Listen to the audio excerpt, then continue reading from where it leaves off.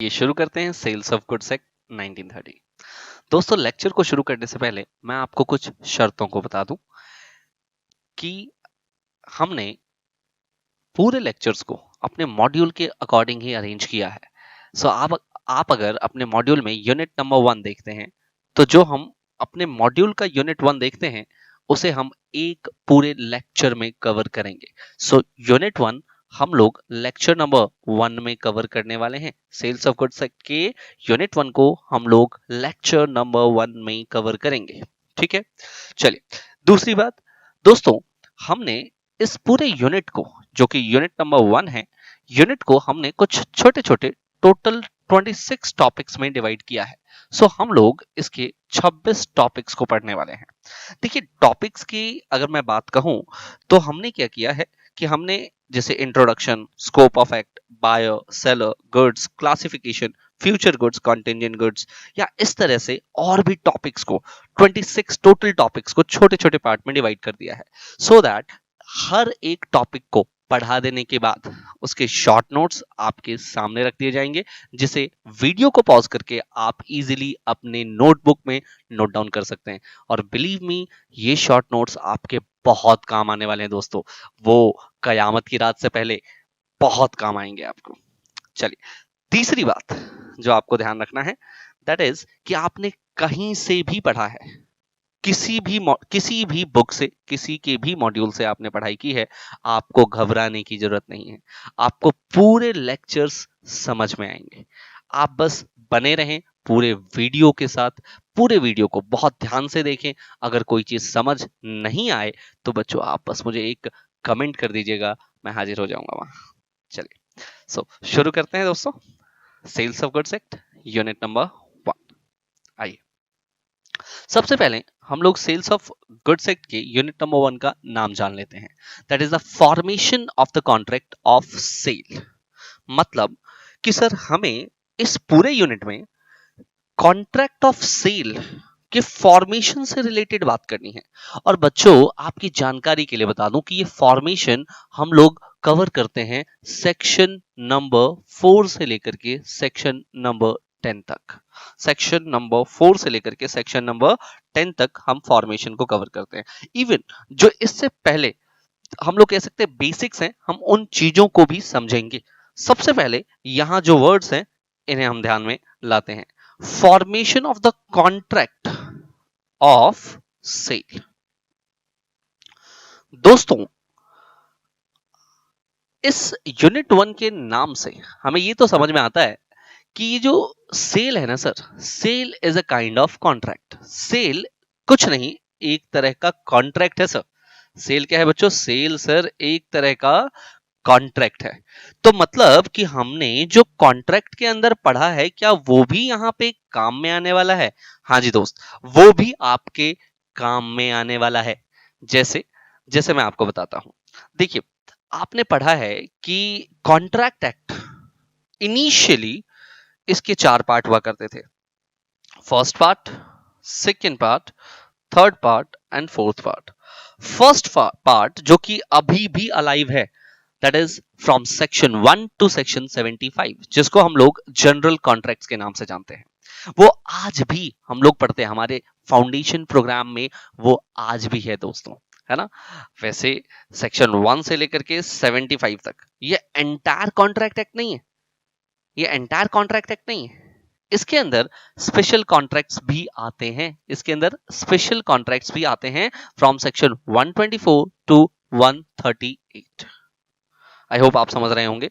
लेकिन दोस्तों देखो, जब हम कहते हैं कि सर सेक्शन नंबर 1 से लेकर के 75 तक आपने कह दिया कि सर यहां पर जनरल कॉन्ट्रैक्ट्स है।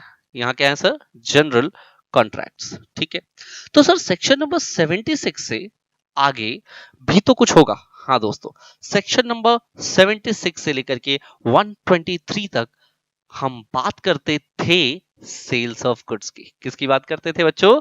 सेल्स ऑफ गुड्स की। मतलब जब हम गुड्स के सेल एंड परचेज की बात करते हैं, उसमें सेक्शन 76 से लेकर के 123 तक, कॉन्ट्रैक्ट एक्ट के सेक्शन 76 से लेकर के 123 तक डील किया जाता था। बट लेटर ऑन इन 1930 1930 में हमने एक अलग एक्ट बना दिया, that is the sales of goods act 1930, और ये जो प्रोविजन जो कि कॉन्ट्रैक्ट एक्ट के 76 से लेकर के 123 तक था, उसे रिप्लेस कर दिया गया। ठीक है सर, बिल्कुल। फिर सेक्शन नंबर 124 से लेकर के 138 तक आज भी हम लोग पढ़ते हैं बच्चे। हम लोग इसे इंटर में देखेंगे स्पेशल कॉन्ट्रैक्ट्स के नाम से। ये हमारे पास स्पेशल कॉन्ट्रैक्ट्स के नाम से चैप्टर आज भी जिंदा है। फिर हम लोग पार्ट 4 में आते हैं, जिसमें आप देखोगे सेक्शन नंबर 139 से लेकर के 266 तक। और बच्चों ये जो कॉन्ट्रैक्ट है वो पार्टनरशिप कॉन्ट्रैक्ट से डील किया करता था, क्योंकि पार्टनरशिप एक्ट भी अलग से बना दिया गया इन 1932। ठीक है, सो ये जो आपके पास सेक्शन है दैट इज 139 टू 266 वो इनएक्टिव सेक्शन है, एंड सेक्शन 76 टू 123 भी इनएक्टिव है दोस्तों। ठीक है, तो आपने क्या समझा? आपने समझा कि सर पहले सेल्स ऑफ गुड्स या पार्टनरशिप दोनों ही कॉन्ट्रैक्ट का ही पार्ट हुआ करते थे, कॉन्ट्रैक्ट एक्ट के ही पार्ट थे, लेकिन लेटर ऑन इन्हें अलग से ट्रीट किया जाने लगा। सेल्स ऑफ गुड्स एक्ट 1930 अलग बना दिया गया, एंड देन पार्टनरशिप एक्ट 1932 भी अलग से बना दिया गया दोस्तों। ठीक है, चलिए कुछ बेसिक चीजें जो कि आपको पता होनी चाहिए सेल्स ऑफ गुड्स के बारे में। देखिए, जैसे आपने देखा कॉन्ट्रैक्ट, कॉन्ट्रैक्ट में हमने कहा जनरल कॉन्ट्रैक्ट, बहुत तरह के कॉन्ट्रैक्ट्स हो सकते हैं, लेकिन सेल करना is a specific kind of contract, है ना। जैसे हम कहते हैं कि सर पार्टनरशिप भी एक कॉन्ट्रैक्ट है, बिल्कुल पार्टनरशिप भी एक कॉन्ट्रैक्ट है ना। लेकिन सेल, देखिए पार्टनरशिप भी एक स्पेसिफिक कॉन्ट्रैक्ट है, वैसे ही सेल भी क्या हो गया बच्चों, सेल एक स्पेसिफिक फॉर्म ऑफ कॉन्ट्रैक्ट हो जाता है। ठीक है, देखो जब हम सेल करते हैं तो यहां पर दो लोग होते हैं, एक बायर और दूसरा सेलर, एक बायर और दूसरा सेलर, और इनके बीच में टिपिकली बार्गेनिंग होती है दोस्तों। तो सेल्स ऑफ गुड्स एक्ट 1930 क्या करता है बच्चों, ये बेसिकली स्टिपुलेशंस बताता है, कुछ शर्त बताता है जिसके थ्रू हम लोग जिसको फॉलो करके गुड्स को सेल कर सकते हैं, गुड्स को परचेज कर सकते हैं। ये होल ऑफ इंडिया पे एक्सटेंडेड है, एंड इसे 1 जुलाई 1930 को फोर्स में लाया गया था। कुछ बातें कंक्लूड कर रहा हूं, बड़े ध्यान से सुन लीजिए। मैंने कहा कि सेल्स ऑफ गुड्स क्या है, टिपिकली बार्गेन करने के लिए बायर एंड सेलर, ये दो लोग यहां चाहिए ही चाहिए। ये स्पेसिफिक फॉर्म ऑफ कॉन्ट्रैक्ट है, इसमें कुछ स्टिपुलेशंस गिवन है जो कि हमें मानने होते हैं। जनरली ये होल ऑफ इंडिया पे लागू होता है, और 1 जुलाई 1930 को ये फोर्स में आया था दोस्तों। ठीक है, एक इंपॉर्टेंट चीज क्या है बच्चों, that is the sale of goods act 1930 is an act to define and amend the law relating to the sales of goods। देखिए जब भी लॉ मेकर सेक्शन नंबर 1 में इस तरह की चीज लिखता है, defined and amend the law, that is कि सर इस एक्ट से पहले अगर सेल्स ऑफ गुड्स, अगर इस एक्ट से पहले कोई भी सेल हुआ करता था गुड्स का, और उस पे कोई अदर एक्ट या बहुत सारे एक्ट्स लगा करते थे, तो उन्हें हम डिफाइन कर रहे हैं, उन्हें हम अमेंड कर रहे हैं।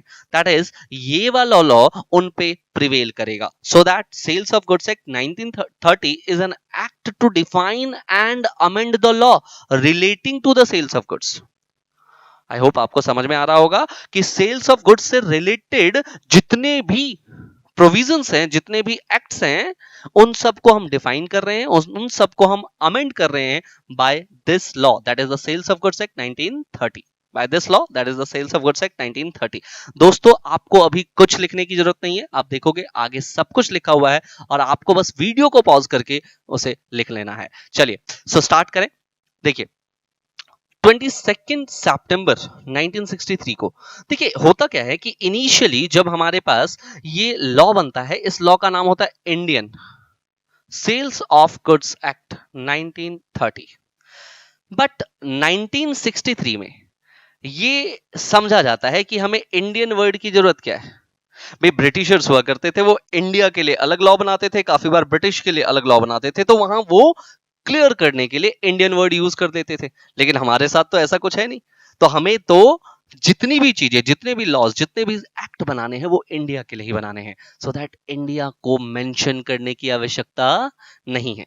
एंड 22 सितंबर 1963 को हम लोगों ने द वर्ड इंडिया वहां से रिमूव कर दिया। So the act now is sales of goods act 1930। हाँ जी, अभी प्रेजेंट पे हम इस एक्ट को क्या बोलते हैं बेटा? Sales of goods act 1930। Sales of goods act common transfer से डील करता है बच्चों, transfer in the business for which is non reversionary. देखिए, सेल को हमेशा हम नॉन रिवर्सनरी कहते हैं। नॉन रिवर्सनरी का मतलब क्या होता है सर? कि अगर आपने एक बार सेल कर दिया, आपकी ऑनरशिप खत्म, अब आप उससे, सामने वाले व्यक्ति जो कि बायर है, उससे वो वस्तु वापस नहीं मांग सकते, वो गुड्स या फिर वो सर्विसेज आप वापस नहीं मांग सकते। दैट्स व्हाई सेल्स जो है वो हमेशा नॉन रिवर्सनरी होता है दोस्त। ठीक है, ये स्लाइड मैं आपको ऑलरेडी बता चुका हूं। आइए यहां देखिए, आप पहले यहां पर इसको कंक्लूड करें एंड देन उसके बाद वीडियो पॉज करके आप लिख सकते हैं। Sales of goods act specific form of contract है। Sales of goods act define करता है एंड अमेंड करता है law relating to the sales of goods, और मैं आपको बता चुका हूं डिफाइन एंड अमेंड का क्या मतलब होता है। ठीक है, okay. It extends to whole of India, came into force from the 1st of July 1930 and उसके बाद मैंने आपको बताया कि बच्चों इंडियन वर्ड जो है आगे जाकर के 1963 में रिमूव कर दिया गया। सेल क्या है बेटा? Sale is the only transfer of the business which is non reversionary. मतलब हम गुड्स को यहां पर जब हम ट्रांसफर करते हैं, वो गुड्स क्या होते हैं बेटा? नॉन रिवर्सनरी ट्रांसफर होते हैं। That is the absolute transfer. I hope आपने वीडियो को पॉज करके ये दोनों स्लाइड्स लिख लिए होंगे। चलिए, सो दिस वन ऑल्सो। आइए स्टार्ट करते हैं दोस्तों टॉपिक नंबर 2 को। The topic number 2 is the scope of the act. हम यहां बात करेंगे कि सर ये जो एक्ट है, that is the sales of goods act 1930, वो किन किन गुड्स के ऊपर लगता है और किन गुड्स के ऊपर नहीं लगता। जैसे अगर आप सेल की बात करते हो तो सेल सर मूवेबल प्रॉपर्टी का भी हो सकता है और इमूवेबल प्रॉपर्टी का भी हो सकता है। इमूवेबल प्रॉपर्टी जो मूव नहीं कर सकती, for example land, shop, house etcetera. Movable property like goods. तो मूवेबल प्रॉपर्टी के सेल पे कौन सा लॉ लगेगा? बट ऑब्वियस सर, इसके ऊपर लगेगा सेल्स ऑफ गुड्स एक्ट। लेकिन सर इमूवेबल प्रॉपर्टी जैसे जैसे जैसे सर लैंड या बिल्डिंग, उसके ट्रांसफर पे कौन सा लॉ लगेगा? सर इस पे लगेगा transfer of property act, TPA, transfer of property act लगेगा बच्चों। ठीक है, आई होप आप टॉपिक नंबर 2 को भी वीडियो पॉज करके लिख लेंगे दोस्त। चलिए आइए, अब यहां से हम लोग डेफिनेशन स्टार्ट करते हैं। बहुत सारे डेफिनेशंस हैं। सबसे पहले देखिए, किसी भी कॉन्ट्रैक्ट को करने के लिए ना हमें क्या चाहिए? कोई भी कॉन्ट्रैक्ट करने के लिए, कोई भी सेल का कॉन्ट्रैक्ट करने के लिए हमें दो लोगों की जरूरत है। एक है सर सेलर, एक है सेलर और दूसरे हैं बायर। सर सेलर को डिफाइन किया गया है, बताएंगे, सेक्शन नंबर 2 सबसेक्शन 1 में।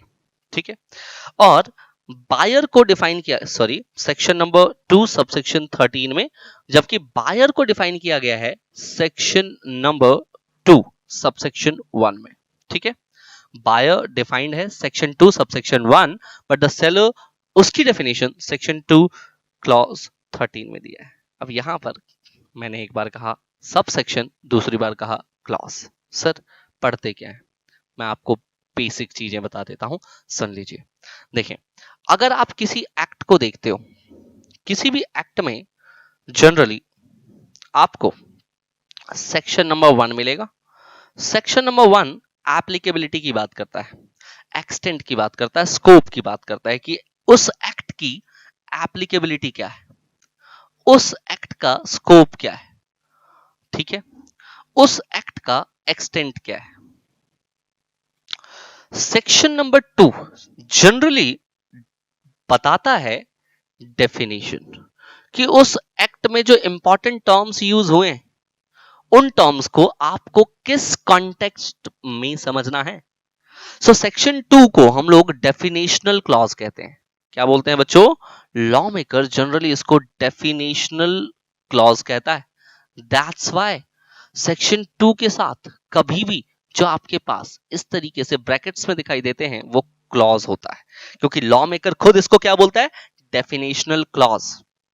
दैट्स वाई इसको हम पढ़ेंगे section 2 clause 13 and section 2 clause 1। I hope आपको समझ में आ रहा है। आफ्टर सेक्शन 2 हम लोग क्या देखते हैं? आफ्टर सेक्शन 2 हम लोग देखते हैं sir basically section 3 and so on. Sir इसको कैसे पढ़ेंगे? 3 के बाद 3 या 3 के बाद जितने सेक्शंस हैं उनको पढ़ने का तरीका बहुत सिंपल है। सबसे पहले सेक्शन मान लीजिए 3 है, फिर उसके बाद अगर आपके पास 1 आया तो इसे पढ़ेंगे हम सब सेक्शन। क्या पढ़ेंगे बच्चों? Sub section. फिर ए आ गया तो इसे पढ़ेंगे क्लॉज, इसे पढ़ेंगे क्लॉज, ठीक है। आगे कुछ आया उसे पढ़ेंगे सब क्लॉज एंड एक्सेट्रा, ऐसे ही चलता रहेगा बेटा। सो आपको होपफुली ये पढ़ना समझ में आ गया होगा कि किस तरीके से हम लोग इन सेक्शंस को रीड आउट करते हैं, पढ़ते हैं। चलिए आइए आगे बढ़ते हैं बच्चों बायर की डेफिनेशन की तरफ। सो बायर की डेफिनेशन जैसा कि मैंने आपको कहा कि सेक्शन नंबर 2 सबसेक्शन 1 में गिवन है। Section number 2 subsection 1, section number 2 subsection 1। देखिए बहुत सिंपल डेफिनेशन है बायर की। बायर मतलब एक ऐसा व्यक्ति, पहली बात तो ऑब्वियसली पर्सन कौन हो सकता है, इस पे एक सवाल आ सकता है। हाँ जी, पर्सन कौन हो सकता है सर? नेचुरल या artificial? Both. The buyer means a person, natural as well as artificial. भाई हो सकता है कि कंपनी ने अपने लिए कुछ खरीदा हो, पार्टनरशिप फर्म ने अपने लिए कुछ खरीदा हो, एसोसिएशन ऑफ पर्सन ने अपने लिए कुछ खरीदा हो, बिल्कुल पॉसिबल है। सर एक इंडिविजुअल ने अपने लिए कुछ खरीदा हो, बिल्कुल पॉसिबल है sir. That's why a buyer is a person. Person मतलब सर आर्टिफिशियल पर्सन भी हो सकता है और नेचुरल पर्सन भी हो सकता है। हु बाइज और एग्रीज टू बाय गुड्स। बेटा जब हम कहते हैं हु बाइज मतलब वो खरीदेगा, मतलब खरीदता है, सॉरी, हु बाइज मतलब खरीदता है, और who agrees to buy, who agrees to buy that is who will purchase, है ना। इसकी हम बात करें तो ये क्या है बेटा? Future purchase. तो अगर आप आज एग्री भी करते हो कि आप फ्यूचर में किसी कमोडिटी को खरीदोगे, दैट मीन्स आप बायर हो। दैट मीन्स क्या हो आप? बायर। सो बायर के लिए प्रेजेंट में आप बायर हो या फ्यूचर में आप बायर हो, आप बायर की डेफिनेशन में फॉल कर जाओगे। सो बायर बहुत सिंपल है, means a person who buys और agrees to buy goods. Who buys और एग्रीज टू बाय गुड्स। हम गुड्स की भी बात करेंगे बेटा, हम लोग गुड्स की भी बात करेंगे, और वो बात होगी हमारी सेक्शन नंबर 2 सबसेक्शन 7 में। नहीं सर, क्लॉज 7 में। हाँ जी, क्लॉज 7, सेक्शन नंबर 2 क्लॉज 7 में। आइए आप देख सकते हैं बायर का मतलब क्या है। Buyer section 2 clause 1 means a person. Person कैसा sir? Natural as well as artificial. Who buys that is the present buyer, और agrees to buy that is future buyer of goods. Goods कौन से section में है बेटा? Section 2 clause 7। चलिए सो topic 3 को conclude करने के बाद अब हम चलते हैं टॉपिक नंबर 4 की तरफ। टॉपिक नंबर 4 जैसे मैंने आपको कहा अबाउट सेलर। सो सेलर कौन होता है? तो देखिए सेलर की डिफाइन है सेक्शन 2 क्लॉज 13। Section 2 clause 13। देखिए सेलर भी जैसे हमने बायर को डिफाइन किया था, ठीक वैसे ही हमने सेलर को भी नहीं छोड़ा, सेलर को भी डिफाइन किया है। Means a person. पहली बात तो पर्सन कौन सा? आर्टिफिशियल और नेचुरल बोथ। हु सेल्स मतलब प्रेजेंटली सेल कर रहा है, और एग्रीज टू सेल मतलब फ्यूचर में सेल करने की बात कर रहा है। Goods, goods, yes. Seller means a person, artificial और नेचुरल। आप देख सकते हैं seller means a person, artificial और natural, who sells in the present, ठीक है, और एग्रीज टू सेल्स मतलब इन फ्यूचर, ठीक है, the goods under section 2 clause 7। हम लोग देखेंगे बेटा गुड्स की डेफिनेशन सेक्शन 2 क्लॉज 7 के अंदर। नोट में हमने लिखा, देखिए buyer and seller both are complementary. देखो अकेला रह के ना काम चलेगा नहीं, हमें तो मार्केट में दोनों ही चाहिए। मार्केट बनता भी कब है? जब बायर और सेलर दोनों एग्जिस्ट करते हो। That's why both are complementary. Complementary है सर, दोनों ही चाहिए हमें। Both term used in the wider sense. बेटा बायर और सेलर दोनों ही टर्म को हम लोगों ने क्या किया है? वाइडर सेंस में यूज किया है। जनरली जो सामान खरीदता है आप उसको बायर कह रहे हो, लेकिन यार सेल्स ऑफ गुड्स एक्ट के अंदर ना प्रेजेंट बायर तो है ही है, लेकिन फ्यूचर बायर को भी आप लोग क्या कह रहे हो, बायर ही कह रहे हो। मतलब जो गुड्स खरीदता है और या फिर जो गुड्स खरीदने के लिए प्रॉमिस करता है, वो भी बायर इंक्लूड होगा। दैट्स व्हाई ये वाइडर सेंस है। सोगा वाइडर सेंस में बात करता है बायर और सेलर की। Present sale and future sale दोनों की बात होती है दोस्तों। चलिए इसके साथ टॉपिक नंबर 5 पे चले आते हैं बेटा, द मोस्ट इंपॉर्टेंट टॉपिक। ध्यान से सुनिएगा, सेक्शन नंबर 2 क्लॉज 7। हाँ जी। इससे पहले कि मैं आपको सेक्शन 2 क्लॉज 7 पढ़ाऊं, मैं आपसे एक रिक्वेस्ट करूंगा कि आप लोग जितने भी टॉपिक्स हैं उनके शॉर्ट नोट्स तो लिखते जाएं, साथ के साथ जो भी सेक्शंस हम डिस्कस कर रहे हैं वो सारे के सारे सेक्शंस लिखें बेटा। सारे के सारे सेक्शंस एक जगह पे जॉट डाउन करें और उसे बार बार रिवाइज करें। ठीक है, आइए। सो गुड्स की डिफाइन सेक्शन 2 क्लॉज 7 में दी गई है। देखिएगा क्या ब्यूटीफुल डेफिनेशन है गुड्स की। गुड्स का मतलब क्या है सर? पहले तो ये बताओ गुड्स को पढ़ा क्यों रहे हो, रीजन क्या है मेरे बच्चे? सेल किसका होने वाला है? सेल्स ऑफ गुड्स एक्ट के अंदर सेल तो गुड्स का ही होगा ना। सेल्स ऑफ गुड्स एक्ट है भाई, तो सेल किसका होगा? गुड्स का। तो गुड्स मतलब क्या सर? गुड्स का मतलब है बेटा every kind of movable property. अच्छा सर, आपने बताया भी था कि मूवेबल होते हैं गुड्स और इमूवेबल होते हैं। जो मूवेबल होते हैं उन पे सोगा अप्लाई होता है, उन पे sales of goods act apply होता है मेरे दोस्त, उन पे sales of goods act apply होता है। देखिए उन पे sales of goods act apply होता है। अच्छा सर, मूवेबल प्रॉपर्टी, ये तो पहली चीज समझ में आ गई।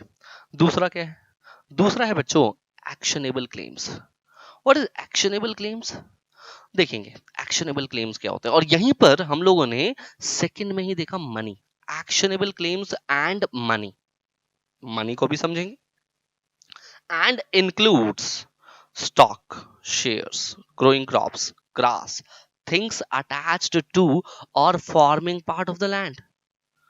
हाँ जी, which are agreed to be served before the sale और under the contract of sale. मेरी बात ध्यान से सुनिएगा, मैंने अभी तक कुछ पढ़ाया नहीं आपको, मैंने सिर्फ जो आपके सामने आपके स्क्रीन पे लिखा हुआ है उसे पढ़ के सुना दिया है। अब आइए एक एक करके एनालिसिस करते हैं गुड्स का मतलब क्या है। हमने कहा गुड्स का मतलब every kind of movable property. Goods का मतलब क्या है? Every kind of movable property. मेरे दोस्त मूवेबल प्रॉपर्टी मतलब प्रॉपर्टी दो तरह के हैं, एक तो मूवेबल और दूसरा इमूवेबल। मूवेबल जनरली क्या होता है? जो मूव करती है, जिनका लाइफ स्पैन जो है वो बहुत छोटा होता है, जैसे कार 8 साल 10 साल है ना, 12 साल 15 साल बस। फिर आप उसको कंज्यूम करते हो, उसको यूज करते हो, और इसकी value over the period of time decrease होती है। मूवेबल प्रॉपर्टी के अगर आपको कैरेक्टरिस्टिक्स देखने हैं तो क्या होता है बेटा? शॉर्ट लाइफ स्पैन है इसका, इसको कंज्यूम करते हो आप लोग, यूज करते हो आप इसको, और इसमें इसकी वैल्यू डिक्रीज होती है। जबकि इमूवेबल प्रॉपर्टी जैसे हाउस या कुछ भी लैंड बिल्डिंग, बच्चों इसका जो लाइफ लाइफ स्पैन है वो थोड़ा बड़ा होता है, लंबा होता है, रिमेन इंटेक्ट। इस पे कोई, देखो बेसिकली आप इसको यूज करते हो ना तो सामान्य टूट फूट तो होती है, लेकिन ऐसा नहीं कि कंज्यूम करने से बिल्कुल खत्म हो जाता है, और इसकी वैल्यू धीरे धीरे इंक्रीज होती है। आप देखोगे जनरली लैंड की वैल्यू क्या होती है? धीरे धीरे इंक्रीज होती है। और सर इंपॉर्टेंट क्या है अपने लिए जानना, कि जो ये मूवेबल प्रॉपर्टी है ना, मूवेबल प्रॉपर्टी के ऊपर जो एक्ट लगता है that is the sales of goods act. लेकिन इमूवेबल प्रॉपर्टी पे कौन सा एक्ट लगता है? Transfer of property act, TPA. अच्छा देखो, मूवेबल प्रॉपर्टी जब भी सेल एंड परचेज किया जाता है इसका, तो इसके ऊपर आता है बच्चों GST, goods and services tax. जबकि इमूवेबल प्रॉपर्टी का अगर सेल एंड परचेज करते हो तो इसके ऊपर लगता है registration charges, stamp duty etcetera. तो गवर्नमेंट मूवेबल प्रॉपर्टी के सेल परचेज पे भी आपसे रिवेन्यू कलेक्ट कर रही है, और इमूवेबल प्रॉपर्टी के सेल परचेज पे भी आपसे रिवेन्यू कलेक्ट कर रही है। मूवेबल पे जीएसटी के फॉर्म में और इमूवेबल पे रजिस्ट्रेशन के फॉर्म में, यानी स्टैंप ड्यूटी के फॉर्म में। चलिए होपफुली आपको ये समझ में आया जो मैंने आपसे कहा, मूवेबल प्रॉपर्टी। तो मूवेबल प्रॉपर्टी आपको समझ में आ गया है शायद। आगे बढ़ते हैं बच्चों। हमने कहा कि sir other than actionable claims, and money. आप देख रहे हो लैंग्वेज क्या है? लैंग्वेज है other than actionable claims and money. Other then is what? Negative. Other than is what? Negative language. मतलब हमें एक्शनेबल क्लेम्स को तो कभी मनी मानना ही नहीं है, सॉरी गुड्स मानना ही नहीं है, और मनी को भी गुड्स नहीं मानना है। मतलब यहां जो हमने कहा है ना, देखो फर्स्ट में हमने कहा means every kind of movable property, goods means every kind of movable property, मतलब ये तो गुड्स की डिफाइन में आएंगे, लेकिन ये जो है ना अदर देन, ये गुड्स की डिफाइन में नहीं आएंगे मेरे बच्चों, ये गुड्स की डिफाइन में नहीं आएंगे। एक्शनेबल क्लेम्स एंड मनी जो है वो गुड्स की डिफाइन में नहीं आएंगे मेरे बच्चों। सर क्या होते हैं ये एक्शनेबल क्लेम्स या फिर मनी? तो देखिए सबसे पहले हमने देखा एक्शनेबल क्लेम्स को। What are the actionable claims? इसको एक एग्जांपल से समझते हैं दोस्त। अब मान लेते हैं कि मिस्टर ए मिस्टर बी के पास जाते हैं और मिस्टर ए मिस्टर बी को डिलीवर करते हैं goods. Mister A mister B को गुड्स की डिलीवरी दे देते हैं। मिस्टर बी प्रॉमिस करते हैं कि मैं आपको 3 महीने के बाद 10 लाख रुपए दे दूंगा। मिस्टर बी द्वारा ये प्रॉमिस किया जाता है to mister A, that is buyer ने सेलर को प्रॉमिस किया कि मैं 3 महीने बाद आपको 10 लाख रुपए दे दूंगा।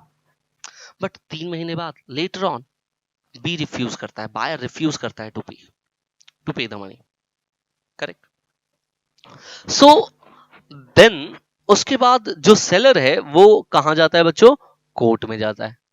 मतलब उसके पास क्या है? उसके पास action to get the claim, actionable claim है।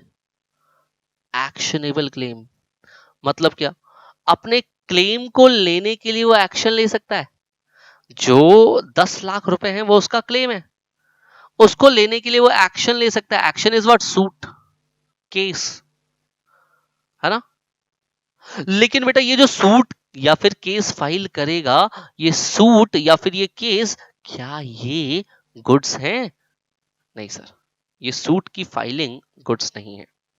क्या मैं इसको बेच सकता हूं under the sales of goods act? नहीं सर, इसको मैं नहीं बेच सकता, इसको मैं बिल्कुल भी नहीं बेच सकता।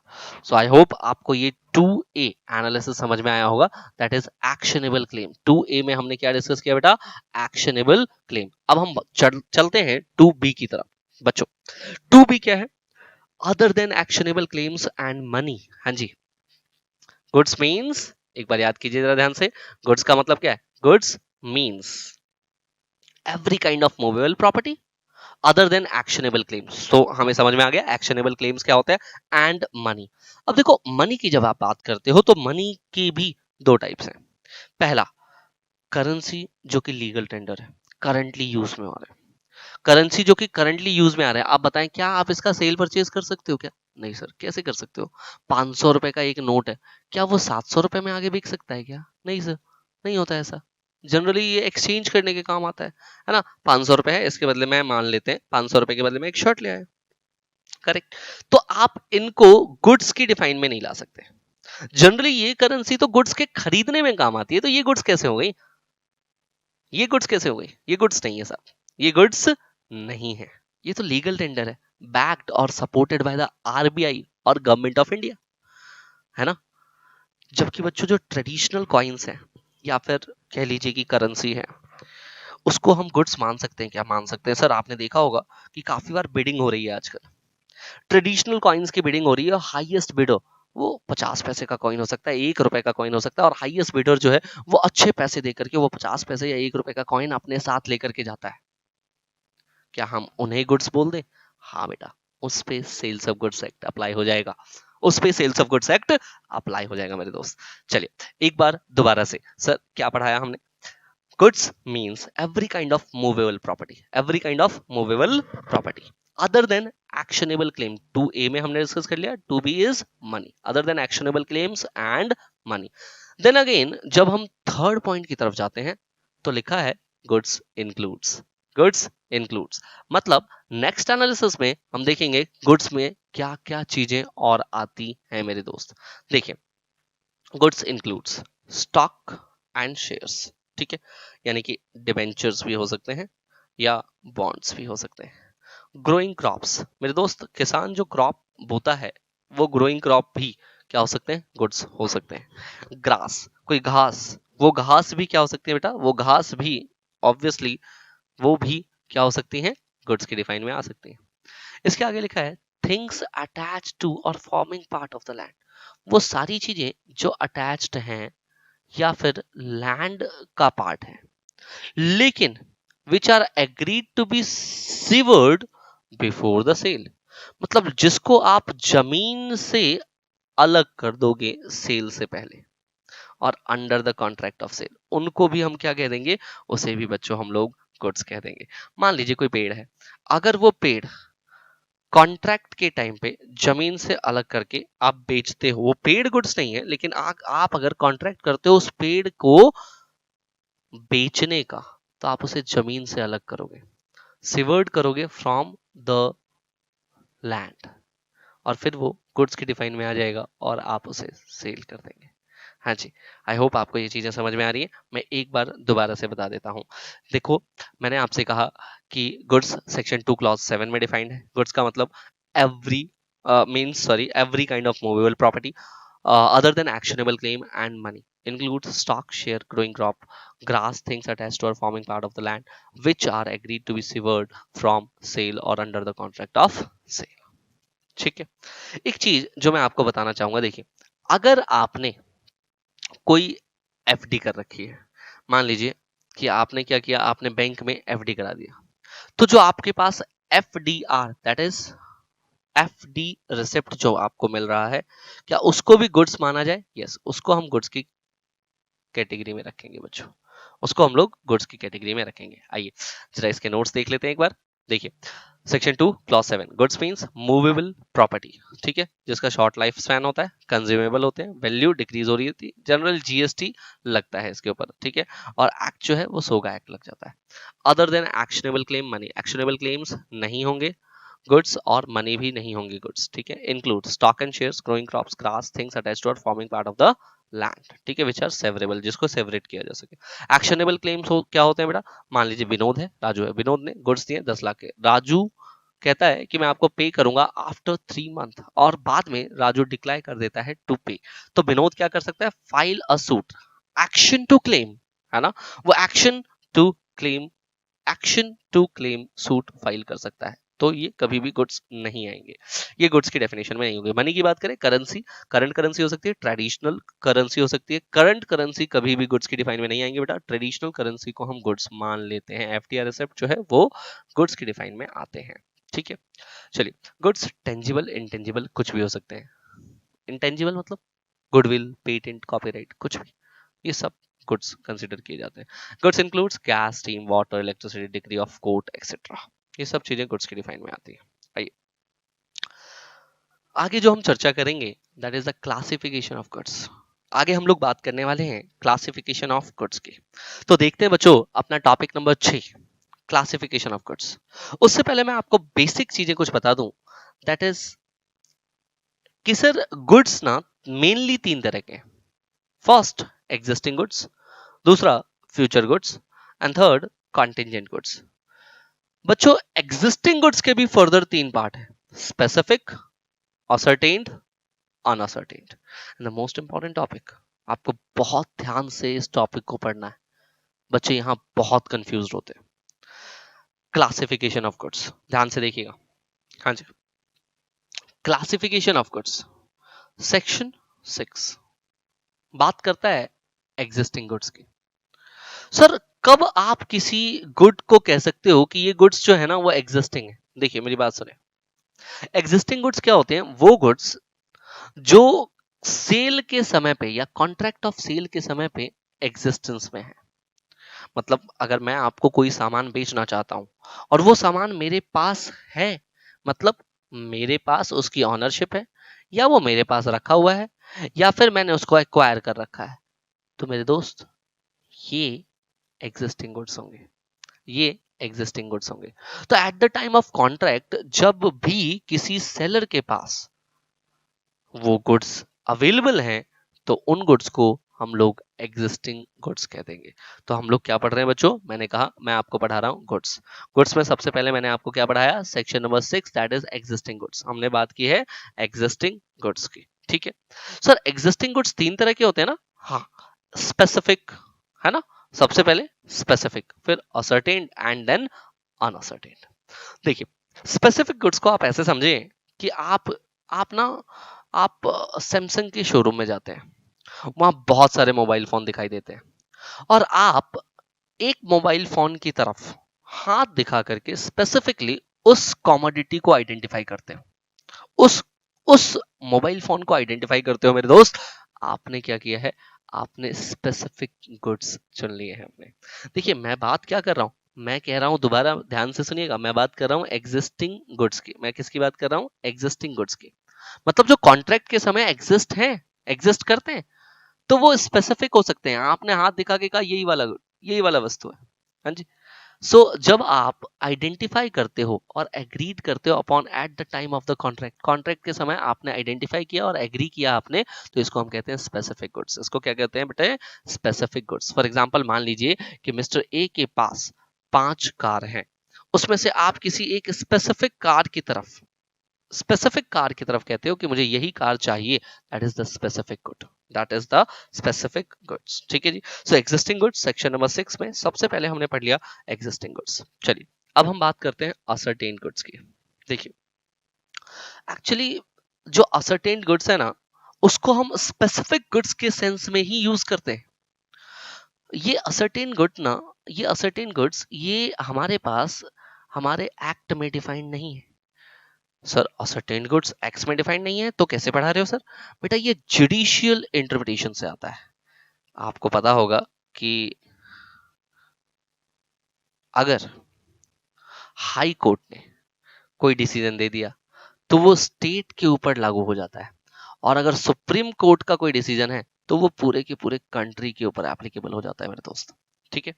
सो जुडिशियल इंटरप्रिटेशन जब आप देखते हो, तो जुडिशियल इंटरप्रिटेशन में हम देखते हैं असर्टेन गुड्स की बात की गई है, और असर्टेन गुड्स कुछ नहीं, ये स्पेसिफिक गुड्स की तरह ही है। आप क्या करते हो, जहां पर लॉट में से ना बहुत सारी चीजें जहां पर रखी हैं, वहां पर जब आप किसी चीज को आइडेंटिफाई कर रहे हो तो उसको बोल रहे हैं हम लोग असर्टेन्ड गुड्स।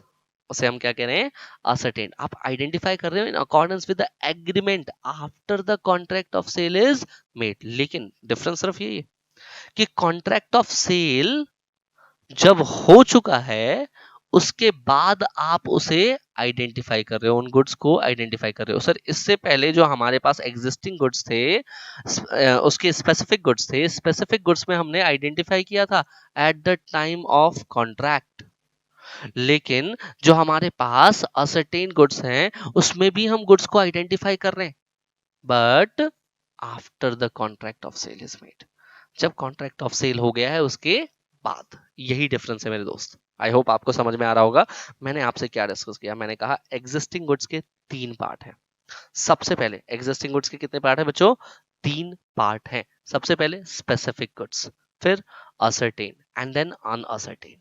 आप स्पेसिफिक को समझ चुके हो, आप स्पेसिफिक गुड्स को समझ चुके हो। ये कौन से गुड्स होते हैं? जो आइडेंटिफाई किए जाते हैं eight the time of contract. ठीक। आप असर्टेन गुड्स को भी समझ चुके हो, ये भी आइडेंटिफाई किए जाते हैं, लेकिन लेकिन लेकिन कब किए जाते हैं? जब कॉन्ट्रैक्ट ऑफ सेल हो चुका है, agreement after the contract of sale is made. ठीक है। चलो, असर्टेन और स्पेसिफिक दोनों बात एक ही होते हैं, बस यही छोटा सा डिफरेंस है बच्चों। देखिए, इसके बाद अनअसर्टेन गुड्स क्या होते हैं बच्चों? जो आपने असर्टेन नहीं किया उसको क्या बोलेंगे हम? Uncertain goods. मतलब नॉट स्पेसिफिकली आइडेंटिफाई, आपने आइडेंटिफाई नहीं किया। फॉर एग्जांपल आप गए, आप आपने ना बहुत सारे मान लेते हैं कि आपको नमक लेना था, बहुत सारे नमक के पैकेट्स में से आप बस क्या करते हो, 2-4 नमक के पैकेट्स लेकर के आ जाते हो। आपने किसी गुड को असर्टेन किया था क्या? नहीं। कोई आपके स्पेसिफिकेशन थी क्या? नहीं। ठीक है। जो पैक था, आप गए, आप उनमें से 5 पैकिंग जो है वो उठा करके ले आए। इन गुड्स को क्या बोलेंगे? इनको हम बोलेंगे अनअसर्टेन्ड गुड्स। ये गुड्स क्या है बेटा? अनअसर्टेन्ड गुड्स है। ठीक है। चलिए, so again section section number कौन सा बताया मैंने बच्चों आपको? हाँ जी, क्लासिफिकेशन ऑफ गुड्स मैंने आपको कहा सेक्शन नंबर 6 की बात कर रहे हैं। सेक्शन नंबर 6 में तीन तरह के गुड्स हैं, एग्जिस्टिंग, फ्यूचर, कॉन्टिजेंट। सबसे पहले एग्जिस्टिंग। एग्जिस्टिंग में जो कॉन्ट्रैक्ट के टाइम पे एग्जिस्ट करते हैं, स्पेसिफिक, असर्टेन, अनअसर्टेन। ठीक है जी। स्पेसिफिक क्या होता है बेटा? जो आपने कॉन्ट्रैक्ट के समय पे स्पेसिफाई कर दिए, उनको क्या बोलेंगे हम लोग? Specific goods. जो आपने कॉन्ट्रैक्ट के समय पे आइडेंटिफाई कर दिए उसको हम बोलेंगे स्पेसिफिक गुड्स। ठीक है। असर्टेन गुड्स क्या होते हैं? जो कि आपने आइडेंटिफाई किए हैं लेकिन कॉन्ट्रैक्ट ऑफ सेल होने के बाद। तो असर्टेन गुड्स और स्पेसिफिक गुड्स दोनों एक ही हैं। लॉ में इसकी कोई डेफिनेशन नहीं देखने को मिलती बच्चों। ये एग्जांपल आपके सामने है। अनअसर्टेन गुड्स जिसको आपने आइडेंटिफाई नहीं किया है eight the time of contract, उसको क्या बोलेंगे? अनअसर्टेन्ड गुड्स। ठीक है, चलो आ जाइए टॉपिक नंबर 7। अब हम बात कर रहे हैं फ्यूचर गुड्स की। देखिए मैंने आपसे कहा टाइप्स ऑफ गुड्स में ना तीन तरह के गुड्स हैं। हाँ जी, एक बार ध्यान से देखेंगे। जब मैंने आपसे कहा कि टाइप्स ऑफ गुड्स में कितने तरह के गुड्स हैं बेटा? तीन तरह के गुड्स हैं sir. Sir types of goods, हाँ टाइप्स ऑफ गुड्स में तीन तरह के गुड्स हैं। सबसे पहले एग्जिस्टिंग गुड्स, दूसरा फ्यूचर गुड्स और तीसरा कॉन्टिजेंट गुड्स। फिर आपने अभी क्या पढ़ा? एग्जिस्टिंग गुड्स जो कि कॉन्ट्रैक्ट के समय पे एग्जिस्ट करते हैं, असर्टेन्ड, ठीक है, स्पेसिफिक एंड अनअसर्टेन्ड। आपने क्या पढ़ा? Ascertained, specific and unascertained goods. ठीक है, आ जाइए फ्यूचर गुड्स क्या होते हैं? सर फ्यूचर गुड्स के लिए जो सेक्शन आता है that is section number 2 clause 6। Future goods के लिए जो सेक्शन आता है that is section number 2 clause 6। देखो, means goods to be manufactured, वो गुड्स जो कि मैन्युफैक्चर किए जाने हैं। टू बी मैन्युफैक्चर्ड मतलब मैन्युफैक्चर किए जाने हैं या फिर प्रोड्यूस किए जाने हैं या फिर खरीदे जाने हैं, एक्वायर्ड किए जाने हैं। सर मतलब अभी फ्यूचर में होगा ये? हाँ बेटा, ये फ्यूचर में होगा। कब? आपने देखो कॉन्ट्रैक्ट ऑफ सेल तो पहले ही कर लिया, after making the contract of sale. Contract of sale तो आपने पहले कर लिया कि मैं बेच दूंगा, लेकिन मैन्युफैक्चरिंग बाद में होगी, प्रोडक्शन बाद में होगा, एक्विजिशन बाद में होगा मेरे दोस्त। तो फ्यूचर गुड्स के लिए जो आप कॉन्ट्रैक्ट कर रहे हो ना सेल का, वो बेटा एग्रीमेंट टू सेल कहलाता है। वो एग्रीमेंट टू सेल कहलाता है क्योंकि यहां पर कभी भी एक्चुअल सेल तो हो ही नहीं सकती। क्यों? क्योंकि सर आप एक्चुअली में ट्रांसफर ही नहीं कर सकते गुड्स का। आप कोई ऐसी चीज कैसे ट्रांसफर कर सकते हो जो कि एग्जिस्ट ही नहीं करती? और जब आप ट्रांसफर ही नहीं कर सकते गुड्स का, फ्यूचर गुड्स है, यानी कि आप सिर्फ एक एग्रीमेंट कर सकते हो कि सर फ्यूचर में मैं आपको ही ये गुड्स सेल करूंगा। दैट्स व्हाई इसको हम बोलते हैं future goods. Section 2 clause 6। Section 2 clause 6। जैसे मान लीजिए फार्मर ने मैकडी के साथ एक एग्रीमेंट टू सेल किया कि भैया जब मेरे ना आलू उगाएंगे तो मैं आपको सारे के सारे आलू बेच दूंगा। दिस इज नॉट सेल, ये क्या है? Agreement to sale. क्यों? क्योंकि गुड्स अभी एग्जिस्टेंस में है ही नहीं। जब गुड्स आएंगे तब बेच दूंगा। इसको बोलते हैं बच्चों एग्रीमेंट टू सेल। ठीक है। पी ने क्यू को कहा कि जब मेरी भैंस दूध देगी तो मैं आपको अगले साल से दूध देना शुरू कर दूंगा। ठीक है जी, that is the future goods. ठीक है, and so on. Future goods section 2 clause 6 topic number 7। ध्यान से सुनिएगा। गुड्स जो कि to be produced, manufactured and acquired, जो कि फ्यूचर में प्रोड्यूस किए जाएंगे, मैन्युफैक्चर किए जाएंगे या एक्वायर किए जाएंगे for the future sale. Future sale के लिए goods are not in existence, इसीलिए यहां पर हम लोग लेते हैं बेटा इसको एग्रीमेंट टू सेल। ये क्या है? Agreement to sale. चलो एग्जांपल आपके पास है फार्मो मैकडी का। आओ बच्चों कॉन्टिजेंट गुड्स की बात करते हैं। Topic number 8 section 6 subsection 2। Again मैं आपको दोबारा से वही चीज कहूंगा। आपने पढ़ा types of goods. Types of goods में तीन तरह के गुड्स हैं बच्चों। टाइप्स ऑफ गुड्स में तीन तरह के गुड्स हैं बच्चों। फर्स्ट एग्जिस्टिंग गुड्स, दूसरे फ्यूचर गुड्स और तीसरा कॉन्टिजेंट। फिर एग्जिस्टिंग के आपने तीन पार्ट पढ़ लिए हैं, फ्यूचर गुड्स आपने पढ़ लिया। अब हम बात कर रहे हैं बच्चों कॉन्टिजेंट की। फ्यूचर गुड्स सेक्शन 2 क्लॉज 6 देखा आपने। कॉन्टिजेंट गुड्स की बात करते हैं, यहां पर सेक्शन 6 सबसेक्शन 2 आता है कॉन्टिजेंट। देखिए बच्चों, what what are the contingent? Contingent होता क्या है? देखो कॉन्टिजेंट का मतलब होता है कि सर ये गुड्स हो भी सकते हैं और नहीं भी हो सकते हैं। सर फ्यूचर गुड्स में भी तो ऐसा होता है ना। देखो फ्यूचर गुड्स में ना हम लोग जनरली थोड़े से असरटेन्ड होते हैं कि ये होंगे ही होंगे, लेकिन कॉन्टिजेंट गुड्स जो होते हैं ना उसमें सर्टेनिटी नहीं होती, वो अनसर्टेन होते हैं। The acquisition of which by the seller depends upon an uncertainty और uncertain contingency, उसको हम कहते हैं contingent goods, उसे हम क्या कहते हैं contingent goods। obviously future goods का हो या contingent goods का हो, हमेशा इनका सेल नहीं हो सकता मेरे दोस्त, इसका एग्रीमेंट टू सेल ही होगा, क्योंकि वो प्रॉपर्टी अभी एग्जिस्ट ही नहीं करती ना। तो फ्यूचर में यहां तो देखो, वहां हम कहते थे फ्यूचर गुड्स में आ सकते हैं, नहीं भी आ सकते, और यहां पर हम कह रहे हैं कॉन्टिंजेंट गुड्स हैं, तो यहाँ तो आने के चांसेस वैसे ही थोड़े कम हो जाते हैं। देखो फ्यूचर गुड्स में हम लोग कम से कम क्या कहते थे, हम लोग ये कहते थे गुड्स जो कि फ्यूचर में प्रोड्यूस होंगे, लेकिन कॉन्टिंजेंट पे हम क्या कहते हैं, प्रोड्यूस्ड हो भी सकते हैं और नहीं भी हो सकते। ठीक है, जैसे एक एग्जांपल के तौर पे कि ए एग्री हो जाती है बी को पेंटिंग प्रोवाइड करने के लिए। कौन सी पेंटिंग है बेटा, वही फेमस वाली पिकासो, पिकासो पेंटिंग। लेकिन लेकिन लेकिन जो बी है ना, वो ये कहता है कि मैं पहले इसे प्रेजेंट ऑनर से खरीद तो लूं, अगर मुझे प्रेजेंट ऑनर इसे बेच देगा तो मैं आपको ये पेंटिंग बेचूंगा, अदरवाइज ये पेंटिंग मैं आपको नहीं बेच पाऊंगा। तो भैया ये कॉन्टिंजेंसी पे डिपेंड होता है कि ये व्यक्ति, ये जो सेलर है, फ्यूचर सेलर, जब वो इससे उस कमोडिटी को खरीद लेगा तब वो आगे उस कमोडिटी को बेच पाएगा। शायद हो सकता है कि सामने वाला जो सेलर है, जो राइट नाउ अभी जिसके पास ऑनरशिप है, वो उस पेंटिंग को बेचे या ना बेचे, ये अनसर्टेनिटी है दोस्त, ये अनसर्टेनिटी है। ठीक है, चल ठीक वैसे ही जैसे जहाज से कोई सामान आ रहा है, वो सामान पहुंचेगा या नहीं पहुंचेगा ये अनसर्टेन है, दैट्स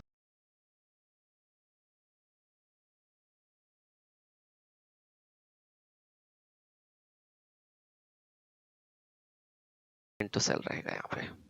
आइए नंबर 9, डिलीवरी। दोस्तों हम लोग बात करेंगे डिलीवरी की। एक्चुअली में सर डिलीवरी क्यों पढ़ाया जा रहा है इस चैप्टर में?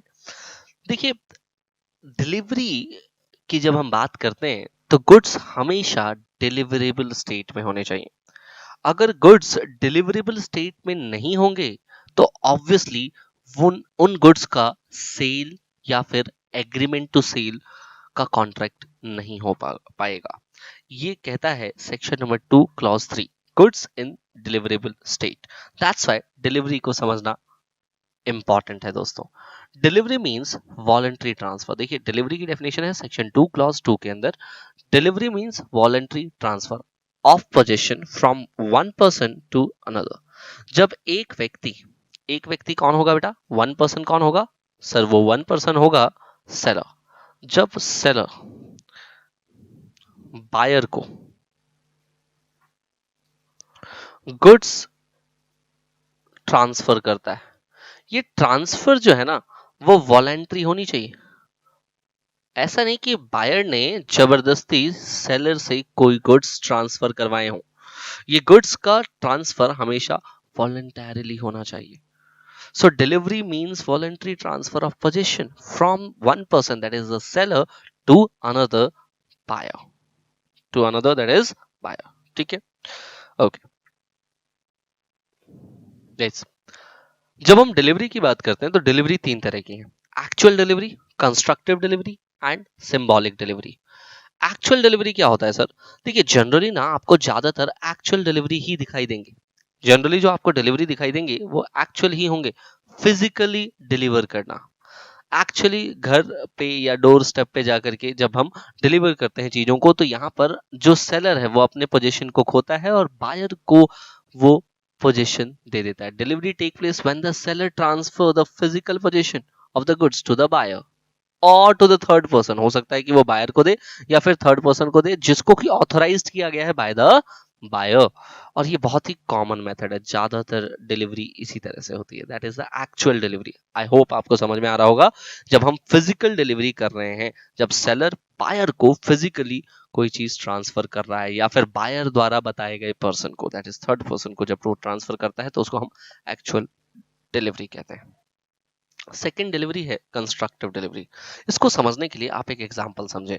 देखिए कंस्ट्रक्टिव डिलीवरी क्या होता है, जहां पर मान लेते हैं कि मिस्टर ए ने वेयर हाउस में अपने कुछ सामान रखवा रखे हैं।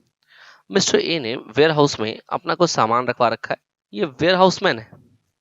वेयर हाउसमैन को मिस्टर ए कहता है कि भैया ये सामान मैं मिस्टर बी को सेल कर रहा हूं, आप इन सामान को उसी जगह पे रहने दो, लेकिन आज से ऑनरशिप जो है वो ट्रांसफर हो गई है to mister B. Ownership transfer to mister B, और मिस्टर बी को इसके लिए एक एक्नॉलेजमेंट दे दिया जाता है। एक एक्नॉलेजमेंट मिस्टर बी को इसके लिए मिल जाता है, एंड दैट्स इट। इसे हम कहते हैं बेटा constructive delivery. When it is effected without any change in the custody or actual possession of the thing, as in the case of the delivery of atonement, that is acknowledgement. Correct? चलिए, सो constructive delivery आपको समझ में आया होगा। Third है बच्चों symbolic delivery, the most important symbolic delivery. ध्यान से सुनिएगा, सिंबॉलिक डिलीवरी क्या है। देखिए, जब भी सेलर बायर को सिंबॉलिकली कोई चीज डिलीवर करता है, देता है, तो इसे हम कहते हैं सिंबॉलिक डिलीवरी। सर ये क्या चीज होती है? देखिए, ये कुछ भी हो सकता है। ये something else like delivery of goods in the course of transit. जब ना ए बी को कोई सामान दे रहा है, तो ट्रांजिट मतलब ट्रांसपोर्टेशन में जो सामान रखा गया है, इसके लिए मिस्टर ए ने मिस्टर बी को अगर कोई डॉक्यूमेंट दे दिया, that document is what symbolic delivery, की मिस्टर बी तक डिलीवरी हो गया, मिस्टर बी तक डिलीवरी हो गया। ठीक है सर, ये कौन कौन से डॉक्यूमेंट्स होते हैं? तो बेटा उसमें सबसे पहला डॉक्यूमेंट है हमारे पास, that is bill of lading. Bill of lading, ये क्या होता है सर बिल ऑफ लेडिंग? देखिए, बिल ऑफ लेडिंग को या तो आप बीएल या फिर बीओएल भी कह सकते हो। सो बिल ऑफ लेडिंग को प्यार से हम या तो बीएल कह सकते हैं या बीओएल कह सकते हैं। ये क्या होते हैं सर? जनरली बच्चों ये एक लीगल डॉक्यूमेंट होता है। ये एक लीगल डॉक्यूमेंट होता है जो कि इशू किया जाता है, इशूड बाय कैरियर। कैरियर मतलब जो मर्चेंट है, ट्रांसपोर्ट मर्चेंट, ट्रांसपोर्टर लिख सकते हो आप इसको इससे अच्छा। कैरियर मतलब ट्रांसपोर्टर। जब ट्रांसपोर्टर के पास आप सामान रखवाओगे, तो ट्रांसपोर्टर आपको बिल ऑफ लेडिंग दे देगा। ठीक है, correct. Railway receipt, obviously railway में जब आप सामान रखवाते हैं तो उसे रेलवे रिसिप्ट कहते हैं। डिलीवरी ऑर्डर, देखिए डिलीवरी ऑर्डर क्या होता है कि मुझे अगर कोई सामान चाहिए, तो मुझे ना, जैसे वो सामान मान लेते हैं ट्रक से आ रहा है, तो मुझे ना पहले ही जो सेलर था उसने डिलीवरी ऑर्डर दे रखा है कि आप ना इसकी डिलीवरी, इन इन गुड्स की डिलीवरी आप ले सकते हो। That is called delivery order. The key of a warehouse containing the goods in the hand over to the buyer. ठीक है ना, वेयर हाउस है जिनमें गुड्स रखे हुए हैं, आपने वो कीज जो हैं वो बायर के हाथों में डाल दिया, वो भी एक सिंबॉलिक डिलीवरी है दोस्तों, वो भी एक सिंबॉलिक डिलीवरी माना जाएगा। ठीक है, चलिए इसके अलावा मैंने जैसे कि आपको कहा, सेक्शन नंबर 2 क्लॉज 3 कहता है goods are said to be in a deliverable state. Goods हमेशा डिलीवरेबल स्टेट में होने चाहिए when they are in such a condition that the buyer would under the contract to be bound to take the delivery. है ना, buyer को जब वो उन गुड्स की डिलीवरी लेनी पड़ेंगी। तो डिलीवरी की बात करें, section 2 clause 2, delivery means voluntary transfer of position from one person to another. General rule of delivery क्या कहता है? सेलर डूइंग एनीथिंग, कुछ भी करेगा, इफेक्ट करेगा वो किसको? डिलीवरी को। सेलर की जिम्मेदारी मानी जाती है डिलीवरी करने की टू द बायर। ठीक है, forms of delivery actual, constructive and symbolic. ठीक है, एक्चुअल डिलीवरी जब सेलर फिजिकली गुड्स की डिलीवरी देता है टू द बायर। ठीक है, मोस्ट कॉमन मेथड माना जाता है। कंस्ट्रक्टिव डिलीवरी जब इसको इफेक्ट किया जाता है without change in the position, position में कोई चेंज नहीं होता, सिर्फ एक्नॉलेजमेंट दे दिया जाता है। जबकि सिंबॉलिक डिलीवरी में क्या होता है बच्चों, यहाँ पे transit, bills of lading, railway receipt, delivery order, बहुत सारी चीजें और भी आती हैं। ठीक है जी, चलिए। Yes, deliverable state section 2 clause 3 में मैंने बताया गुड्स जो है हमेशा डिलीवरेबल स्टेट में होने चाहिए, जहां पे buyer would under the contract to be bound to take the delivery, जहां पे बायर को उस कमोडिटी की डिलीवरी लेनी ही पड़ेगी, जैसे हम कहते हैं डिलीवरेबल स्टेट, सेक्शन 2 क्लॉज 3। चलिए आते हैं बच्चों topic number 10, document of title of goods की तरफ। ये क्या है sir, document of title of goods? बच्चों टाइटल ऑफ गुड्स को ना और कुछ नहीं, आप ऑनरशिप समझिए, आपको ऑनरशिप समझना है। आगे भी टाइटल ऑफ गुड्स को आप देखोगे, इसे आपने समझना क्या है, इसे समझना है ऑनरशिप। ठीक है, अब आपको सब कुछ क्लियर हो जाएगा। देखिए कब आपको ऑनर माना जाएगा, जब आपके पास वो जो गुड्स है ना उसके रिलेटेड कोई टाइटल हो, कोई document of title of goods हो, जैसे बिल ऑफ लेडिंग। हाँ जी, मैंने कहा बिल ऑफ लेडिंग, जैसे कि मैंने आपको कहा कि इसको आप BL या BOL भी कह सकते हो, बिल ऑफ लेडिंग या फिर बिल्स लेडिंग। ठीक है, सो ये है क्या, अभी मैंने आपको लिख करके बताया था बच्चों कि ये क्या है, एक लीगल डॉक्यूमेंट है। ये एक लीगल डॉक्यूमेंट है जो कौन किसको देता है बच्चों, जो कि ट्रांसपोर्टर कंपनी इशू करता है, इशूड बाय ट्रांसपोर्टर। जनरली ये ट्रांसपोर्टर इशू करता है।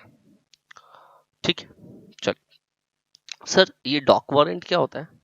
देखिए जो मरीन है ना, या जो रिवर है, रिवर डक जो है, वहां पर जो होल्डर्स हैं वो सर्टिफाई करते हैं जो इंपोर्टेड गुड्स हैं जो वेयर हाउस के अंदर रखे गए हैं वो किसके हैं।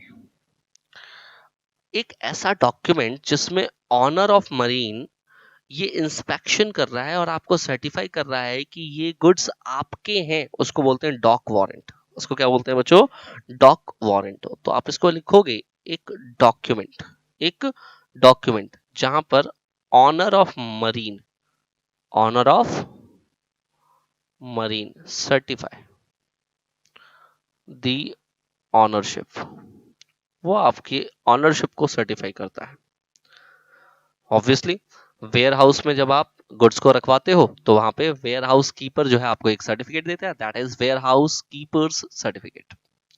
सर ये वॉफ फिंगर सर्टिफिकेट क्या होता है, अब इसको समझिए। वॉफ फिंगर सर्टिफिकेट क्या होता है मेरे दोस्त, वॉफ फिंगर क्या है? तो सबसे पहले वॉर्फ का मतलब क्या होता है? सर ये वॉर्फ जो है ना, वॉर्फ एक ऐसा प्लेस है जहां पर शिप जो है वो लोडिंग और अनलोडिंग करती है। Place where ships loading unloading, जहां पर आप शिप को लोड करते हो या अनलोड करते हो। और जब भी आप शिप को लोड कर रहे हो या फिर अनलोड कर रहे हो तो इस वक्त मेरे मेरे दोस्त, इस वक्त आपके पास जो सर्टिफिकेट दिया जाता है बाय द ऑनर और मैनेजर ऑफ वॉफ, ठीक है, सर्टिफिकेट, उसको हम कहते हैं वॉफिंगर सर्टिफिकेट, उसको हम कहते हैं वॉफिंगर सर्टिफिकेट। रेलवे रिसिप्ट, जब आप रेलवे के थ्रू जा रहे हैं। मल्टी मॉडल ट्रांसपोर्ट डॉक्यूमेंट, देखिए यहाँ क्या होता है, जब अगर नेशन 1 से नेशन 2 में कोई सामान लेकर के जाना है, लेकिन पहले मान लीजिए ये सी मोड से लेकर के जाना है, फिर ट्रांसपोर्ट मोड से लेकर के जाना है, मतलब रोड ट्रांसपोर्ट से। सी ट्रांसपोर्ट देखना है पहले एंड देन रोड ट्रांसपोर्ट, मतलब एक से ज्यादा ट्रांसपोर्ट का यूज किया जा रहा है एक देश से दूसरे देश तक सामान ले जाने के लिए, तो इसको बोलते हैं मल्टी मॉडल ट्रांसपोर्ट डॉक्यूमेंट। तो वहां पर आपको बेटा मल्टी मॉडल ट्रांसपोर्ट डॉक्यूमेंट दे दिया जाता है। और अदर कोई भी डॉक्यूमेंट जो ऑर्डिनरी कोर्स ऑफ बिजनेस के अंदर यूज होता है उसे भी हम लोग टाइटल ऑफ गुड्स के यानी कि ऑनरशिप के लिए मान लेंगे। मेरे दोस्त ध्यान रखिएगा, ध्यान रखिएगा, ये लिस्ट इंक्लूसिव है, ये लिस्ट एग्जॉस्टिव नहीं है, ये लिस्ट इंक्लूसिव है। ठीक है, the list is illustrative, that is inclusive, not exhaustive, ये एग्जॉस्टिव नहीं है। आइए, सो क्या डिफरेंस है between the document showing title and document of title के अंदर? देखिए, मैंने जो अभी आपको पढ़ाया है that is the document of title. जो मैंने अभी आपको पढ़ाया that is document of title amounts to a document of title only where it shows the unconditional undertaking. मतलब मैंने आपको कहा ना, ऑनरशिप आपकी यहाँ क्या है, unconditional, unconditional undertaking to deliver the goods to the holder. जबकि डॉक्यूमेंट शोइंग टाइटल क्या होता है? एक ऐसा डॉक्यूमेंट जिसमें आपका टाइटल दिख रहा है, वो क्या होता है? देखिए, जनरली क्या होता है कि मिस्टर ए है, मिस्टर ए की कोई प्रॉपर्टी है, उस प्रॉपर्टी को उसने मिस्टर बी को प्लेज कर रखा है, मिस्टर बी को उसने प्लेज कर रखा है। सो मिस्टर ए की डॉक्यूमेंट ऑफ टाइटल ऑनरशिप तो है इस पे अभी भी, लेकिन लेकिन मिस्टर बी जो है डॉक्यूमेंट शोइंग टाइटल है। मतलब for the time being mister B का नाम उस डॉक्यूमेंट में लिखा होगा, उस डॉक्यूमेंट में लिखा होगा, तो document showing title, correct? A share certificate is a document showing title but is not a document of title. वो कभी भी डॉक्यूमेंट ऑफ टाइटल नहीं होता, करेक्ट? चलिए, सो ये आपने देखा document of title section 2 clause 4, bills of leading, lock warrant, railway receipt, other document, list is inclusive. फिर document showing title and document of title भी मैं आपको समझा चुका, बता चुका। चलिए, मर्केंटाइल एजेंट्स क्या होते हैं? Section number 2 clause 9। बच्चों देखिए, जो टॉपिक नंबर 1 है ना, 11 है ना, सॉरी, वो बहुत छोटा है। तो दैट्स व्हाई आप देखोगे मर्केंटाइल एजेंट जो है वहां यहाँ पर हम लोगों ने लिख के दिया है कि या तो ये सेल करता हो गुड्स का, या तो कंसाइन करता हो गुड्स का from one place to another, या फिर पैसे रिसीव करता हो, तो उसको बोलते हैं मर्केंटाइल एजेंट। फॉर एग्जांपल, मैंने अपने ऑर्गेनाइजेशन में एक एजेंट रखा जो कि या तो गुड्स को सेल कर रहा है, या फिर गुड्स को कंसाइन कर रहा है, एक जगह से दूसरी जगह भेज रहा है, या वो पैसे कलेक्ट कर रहा है सेल जो हुआ था उसके बेसिस पे, या तीनों ही काम कर रहा है। तो फिर तो उसको कहेंगे मर्केंटाइल एजेंट। मैंने अपने यहाँ पे एक मर्केंटाइल एजेंट बिठा रखा है, दैट इज सेक्शन 2 क्लॉज 9। आ जाइए, अब हम बात करते हैं प्रॉपर्टी की। प्रॉपर्टी क्या है? देखिए, आपको अगर प्रॉपर्टी को ढंग से समझना है तो प्रॉपर्टी का मतलब आप समझिए। पहले प्रॉपर्टी को आप इस चैप्टर में ऑनर बोलेंगे, ऑनरशिप। प्रॉपर्टी का मतलब क्या है? ऑनरशिप, ठीक है? अब आप देखें ऑनरशिप क्या होता है। देखिए, so property section 2 clause 11 means ownership या कोई जनरल प्रॉपर्टी। देखिए, अगर जैसे मान लीजिए कि ए ने मिस्टर बी को, क्योंकि ए ने लोन लिया था, तो सॉरी, ए ने नहीं, बी ने लोन लिया था, तो बी ने अपनी कार मिस्टर ए को प्लेज कर दिया। अब कार की बात करें अगर, तो मिस्टर ए उसके जनरल ऑनर हैं, क्योंकि प्लेज किया है तो अभी भी डिलीवरी नहीं दी, तो मिस्टर बी के पास वो कार अभी भी है, तो कार के जनरल ऑनर कौन है? Mister B. लेकिन स्पेसिफिक ऑनर कौन है बच्चों? Mister A, mister A. Sir ऐसा हो सकता है एक ही प्रॉपर्टी के दो ऑनर है? अरे बिल्कुल हो सकता है। जनरल ऑनर अलग हो सकता है और स्पेसिफिक ऑनर अलग हो सकता है, एक ही प्रॉपर्टी के दो owner. General property, specific property. General property in a thing may be transferred from the person having the special property if non payment occurs। ठीक है, मतलब सर जनरल प्रॉपर्टी जो है, देखिए, general property in a thing may be transferred, वो हमेशा general property जो है वो हमेशा क्या हो सकती है बेटा? ट्रांसफर हो सकती है ना। अगर सामने वाले व्यक्ति ने वो पैसे नहीं लौटाए जो उसने लिए हुए हैं, तो प्लेज किया हुआ सामान बेच दिया जाएगा या फिर ले लिया जाएगा।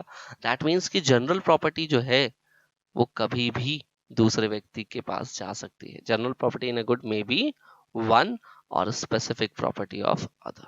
ठीक है, जनरल प्रॉपर्टी एक ही कमोडिटी के लिए स्पेसिफिक भी हो सकता है और जनरल भी हो सकता है। होपफुली आपको ये समझ में आया होगा। आइए टॉपिक नंबर 13 की तरफ चलते हैं, that is insolvent, section number 2 clause 8। Section 2 clause 8, insolvent. आप किसी पर्सन को कब कहेंगे कि वो इंसॉल्वेंट हो गया? देखिए, जब ही ceases to pay his date, वो अपने उधारों को उधारियां चुका ना पा रहा हो, he ceases to pay his debt and cannot pay his debt as they become due, whether he has committed an act of insolvency or not। मतलब वो पैसे पे नहीं कर पा रहा और जो डेट है ना वो ड्यू होता जा रहा है, होता जा रहा है, होता जा रहा है, भले वो इंसॉल्वेंट हुआ हो या ना हुआ हो। देखो, इंसॉल्वेंसी का जो प्रोसेस है वो बाय बैंक होता है, तो भले उसने बैंक में इंसॉल्वेंसी प्रोसेस के लिए वो ना गया हो, लेकिन अगर वो अपने डेट को पे नहीं कर पा रहा तो भी उसको इंसॉल्वेंट कह दिया जाएगा दोस्त, तो भी उसे इंसॉल्वेंट कह दिया जाएगा। ठीक है, नेक्स्ट टॉपिक है प्राइस। तो प्राइस के लिए सेक्शन है सेक्शन 2 क्लॉज 10। प्राइस मतलब क्या है? प्राइस मतलब वो कंसिडरेशन जो कि आप किसी कमोडिटी को, किसी भी गुड्स को खरीदने के लिए लगाते हो, उसको क्या बोलते हैं? प्राइस। जनरली प्राइस क्या होने चाहिए? एक्सप्रेस्ड होने चाहिए, लेकिन काफी बार ये एक्सप्रेस्ड नहीं होते, इम्प्लाइड भी हो सकते हैं। आगे हम पढ़ेंगे प्राइस को डिटरमाइंड कैसे किया जाता है। ठीक है, टॉपिक नंबर 15 है quality of goods. Quality of goods की बात करें, क्वालिटी का मतलब है वो गुड्स किस स्टेट और किस कंडीशन में। क्वालिटी ऑफ गुड्स का मतलब क्या है? वो गुड्स किस स्टेट और किस कंडीशन के अंदर है। क्योंकि ये छोटे छोटे टॉपिक्स हैं तो बच्चों इसके शॉर्ट नोट्स अलग से हमने नहीं लिखे हैं, तो आप बस वीडियो को पॉज करके इंपॉर्टेंट चीजों को नोट डाउन कर सकते हैं। आइए आते हैं एक और इंपॉर्टेंट टॉपिक की तरफ, that is sale and agreement to cell. Section number 4। Sir ये सेल क्या है या एग्रीमेंट टू सेल क्या है? हाँ जी, सेल या एग्रीमेंट टू सेल। तो मैं आपको बता दूं कि आपने अभी सेक्शन नंबर 6 पढ़ा था, याद होगा अगर आपको, तो मैंने आपको वहां कहा types of goods. Types of goods में हमने उसको 3 पार्ट के अंदर डिवाइड किया, इफ यू रिमेंबर गाइस। हाँ जी, हमने टाइप्स ऑफ गुड्स को कितने पार्ट में डिवाइड किया है? 3 पार्ट्स के अंदर डिवाइड किया है सर। सर एग्जिस्टिंग गुड्स हो सकते हैं हमारे पास, सर हमारे पास फ्यूचर गुड्स हो सकते हैं, हमारे पास कॉन्टिंजेंट गुड्स हो सकते हैं। आपने मुझे बताया था, याद करो, आपने ही मुझे बताया था कि सर जो हमारे पास ये एग्जिस्टिंग गुड्स है ना, इसमें तो हमेशा सेल का कॉन्ट्रैक्ट हो सकता है, लेकिन फ्यूचर गुड्स या फिर कॉन्टिंजेंट गुड्स के लिए आप हमेशा क्या करोगे बच्चों? Agreement to sale. Agreement to sale, आप यहां हमेशा एग्रीमेंट टू सेल ही करेंगे। आई होप आपको ये बातें क्लियर हो रही होंगी। आइए देखें, अकॉर्डिंग टू सेक्शन 4 सबसेक्शन 1, यहां सेल कब हो रहा है? कह रहे हैं a contract of sale of good is a contract whereby the seller, जब सेलर ट्रांसफर कर रहा है तो उसे हम सेल कहेंगे, या वो जब एग्री टू ट्रांसफर कर रहा है, एग्रीज टू ट्रांसफर, तो उसे हम एग्रीमेंट टू सेल कहेंगे दोस्त। ठीक है, चलिए सर सेक्शन 4 सबसेक्शन 3 बताता है सेल और कॉन्ट्रैक्ट ऑफ सेल के बीच में क्या डिफरेंस है। सेल और कॉन्ट्रैक्ट ऑफ सेल के बीच में क्या डिफरेंस है? देखिए, contract, where under a contract of sale the property of good is transferred from the seller to the buyer। ठीक है, लेकिन कॉन्ट्रैक्ट ऑफ सेल में क्या है? The property in the good is to take place, property in good is to take place at future time. At future time मतलब जो आपकी ownership है ना वो फ्यूचर में आएगी, आज आपके पास कोई ऑनरशिप नहीं है, इसको बोलते हैं कॉन्ट्रैक्ट ऑफ सेल, कि हमने सेल के लिए कॉन्ट्रैक्ट किया है कि फ्यूचर में आपको सेल किया जाएगा। एग्रीमेंट टू सेल कुछ नहीं है बेटा, ये भी क्या है? Agreement to sale. ठीक है, फिर agreement to sale become sale. हाँ जी, हो सकता है कि जो एग्रीमेंट टू सेल था, जब वो कंडीशन जो भी थी वो कंडीशन अगर फुलफिल हो जाए तो वो एग्रीमेंट टू सेल क्या हो जाएगा?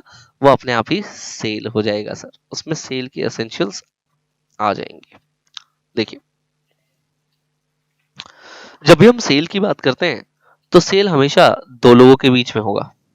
सेल के लिए हमें गुड्स की जरूरत है, गुड्स मूवेबल हो सकते हैं सॉरी, अगर अगर आप एग्जिस्टिंग गुड्स की बात करते हो तो एग्जिस्टिंग गुड्स के लिए सेल हो सकता है, फ्यूचर गुड्स के लिए सेल पॉसिबल नहीं है। हमेशा याद रखिएगा price in terms of money होना चाहिए। अगर काइंड्स में है तो वो कभी भी बच्चों सेल्स ऑफ गुड्स एक्ट के अंदर नहीं आएगा।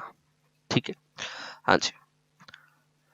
Transfer of property in goods from the seller to the buyer, हमेशा याद रखिएगा ट्रांसफर होना बहुत जरूरी है। तो आपने देखा टू पार्टीज होने चाहिए, ठीक है, मूवेबल प्रॉपर्टी होनी चाहिए, प्राइस होना चाहिए, आपने सब कुछ पढ़ रखा है सेक्शन 2 क्लॉज 10 के अंदर, प्राइस भी पढ़ लिया आपने, ट्रांसफर होना चाहिए, ट्रांसफर भी आपने पढ़ लिया है बच्चों। फिर हम कह रहे हैं कि हाँ हो सकता है कि आप लोग जब सेल कर रहे हो तो या तो कोई एब्सोल्यूट या फिर कोई कंडीशनल, कोई भी कंडीशनल सेल कर दें आप इसे। एब्सोल्यूट सेल भी हो सकता है और कंडीशनल सेल भी हो सकता है, हाँ बिल्कुल हो सकता है। और याद रखिएगा जब हम सेल करेंगे तो सारे के सारे वो कॉन्ट्रैक्ट एक्ट वाले एसेंशियल्स होने चाहिए, जैसे free consent, competency, legality of object and consideration, ये सारी चीजें होनी जरूरी है दोस्तों। ठीक है, चलो सर सेल में और एग्रीमेंट टू सेल के अंदर क्या कोई डिफरेंस है? हाँ जी बिल्कुल डिफरेंस है। सबसे पहला डिफरेंस ट्रांसफर ऑफ प्रॉपर्टी। याद रखिएगा सेल के अंदर प्रॉपर्टी इमीडिएटली ट्रांसफर होती है, जबकि एग्रीमेंट टू सेल के अंदर after the fulfilment of some condition, जब ये कुछ कंडीशंस को फुलफिल कर लेंगे उसके बाद ही एग्रीमेंट टू सेल में बच्चों गुड्स को ट्रांसफर किया जाएगा। नेचर ऑफ कॉन्ट्रैक्ट, कॉन्ट्रैक्ट का नेचर क्या है सर? ये ना एग्जीक्यूटेड कॉन्ट्रैक्ट है, मतलब पैसे दिए, सामान लिया, कहानी खत्म, एग्जीक्यूटेड, एग्जीक्यूट हो चुका है। जबकि agreement to sale is what? Executory contract, मतलब फ्यूचर में होने वाला है, शायद मैंने आज पैसे दे दिए लेकिन गुड्स की डिलीवरी मैं फ्यूचर में लेने वाला हूं, इसको बोल रहे हैं agreement to sale. Sir remedies क्या मिलेंगी? देखिए सेल की बात जब आप करते हो तो जो सेलर है ना वो प्राइस के लिए बायर को कोर्ट तक ले जा सकता है, मतलब सेलर कोर्ट तक ले जा सकता है बायर को, यानी उसके ऊपर केस फाइल कर सकता है। जबकि जब हम एग्रीमेंट टू सेल की बात करते हैं, मतलब मैंने अभी तक कोई सेल नहीं किया, मैंने अभी तक कोई सेल नहीं किया, तो एग्रीव्ड पार्टी, और मैं बाद में अगर मना कर दूं सेल करने से तो बायर क्या होगा? Aggrieved party. अच्छा उल्टा भी हो सकता है क्या सर? हो सकता है, बिल्कुल हो सकता है। बायर खुद कह दे कि मेरे को ये सामान नहीं खरीदना है, तो अब क्या हो गया? सेलर हो गया एग्रीव्ड पार्टी। तो कोई भी एग्रीव्ड पार्टी जो है ना वो डैमेजेस क्लेम कर सकते हैं। याद रखिएगा एग्रीमेंट टू सेल के अंदर, एग्रीमेंट टू सेल के अंदर कोई भी पार्टी, चाहे वो बायर हो चाहे वो सेलर हो, अगर वो एग्रीव्ड है, वो अपने एग्रीमेंट से पीछे हटता है, तो उसे डैमेजेस पे करने पड़ेंगे दोस्तों। ठीक है, चलिए फोर्थ पॉइंट पे आते हैं, लाइबिलिटी। सर लाइबिलिटी क्या रहेगी? देखिए हम ना ये जानते हैं जब हम सेल करते हैं ना तो सेलर की सारी सॉरी बायर की सारी रिस्पॉन्सिबिलिटी आ जाती है। अब बायर ये जो है सो चाहे भले उसने पोजेशन ना ली हो, पोजेशन आज भी सेलर के पास हो, लेकिन सेल के अंदर अगर कोई भी सब्सीक्वेंट लॉस होता है, कोई भी डिस्ट्रक्शन होता है, तो उसके लिए बायर ही जिम्मेदार होगा। लेकिन एग्रीमेंट टू सेल में बेटा कोई भी लॉस या डिस्ट्रक्शन होता है ना तो सेलर जिम्मेदार होगा, क्योंकि अभी तो सिर्फ एग्रीमेंट हुआ था। बर्डन ऑफ रिस्क, रिस्क का बर्डन किसके ऊपर है? तो कह रहे हैं रिस्क ऑफ लॉस जो होता है ना, लॉस का रिस्क, वो हमेशा बायर के ऊपर होता है। ठीक है, लेकिन जब हम बात करते हैं एग्रीमेंट टू सेल की, तो एग्रीमेंट किया गया है सेल करने के लिए, तो रिस्क ऑफ लॉस जो है वो यहां पर किसके पास है? सेलर के पास। ठीक है, नेचर ऑफ राइट्स की बात करें तो यहाँ पे ये क्रिएट्स जस्ट इन रेम, ये जस्ट इन रेम की बात करता है। What is jus in rem? Right, rights to, लिखिए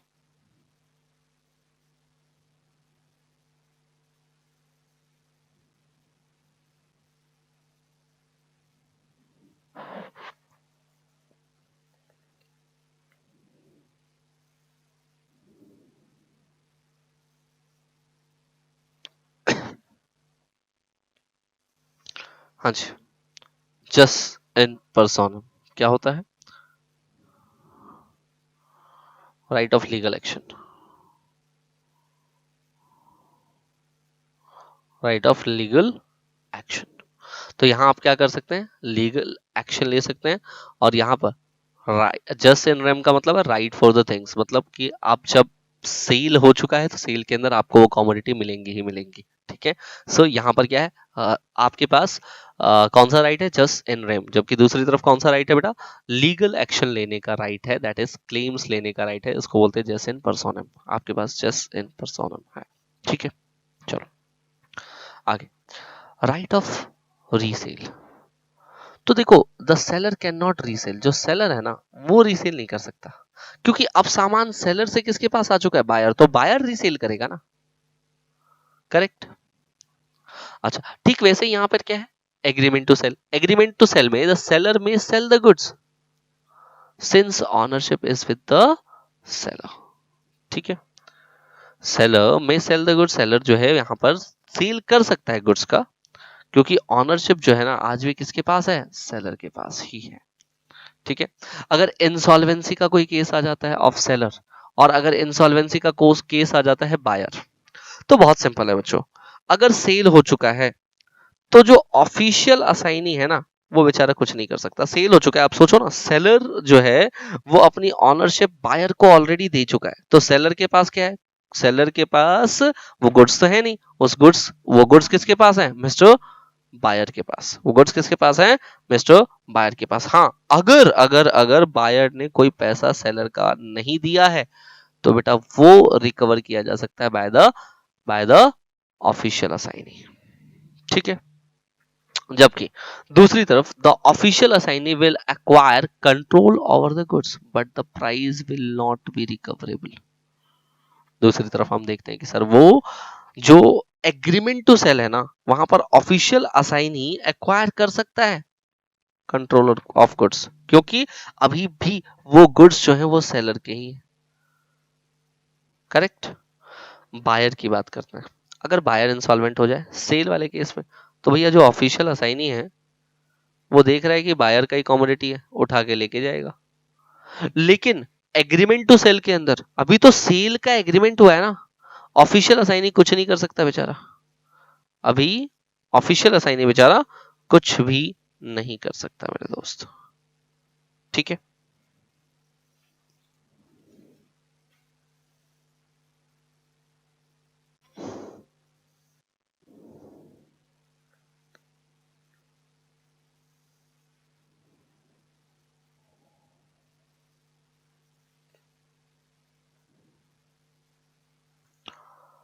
topic number 7, sorry topic number 17, topic number 17, sales and hire purchase.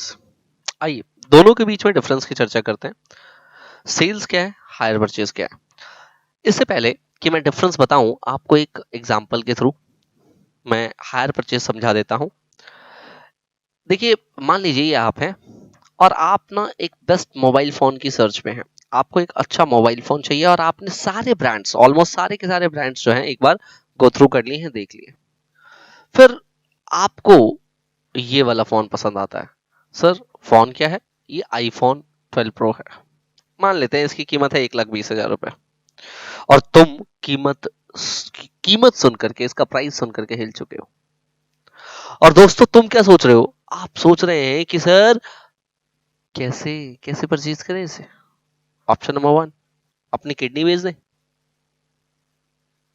Option number 1 कि आप अपनी किडनी बेच दें, या ऑप्शन नंबर 2 कि आप इजी इंस्टॉलमेंट करा लें।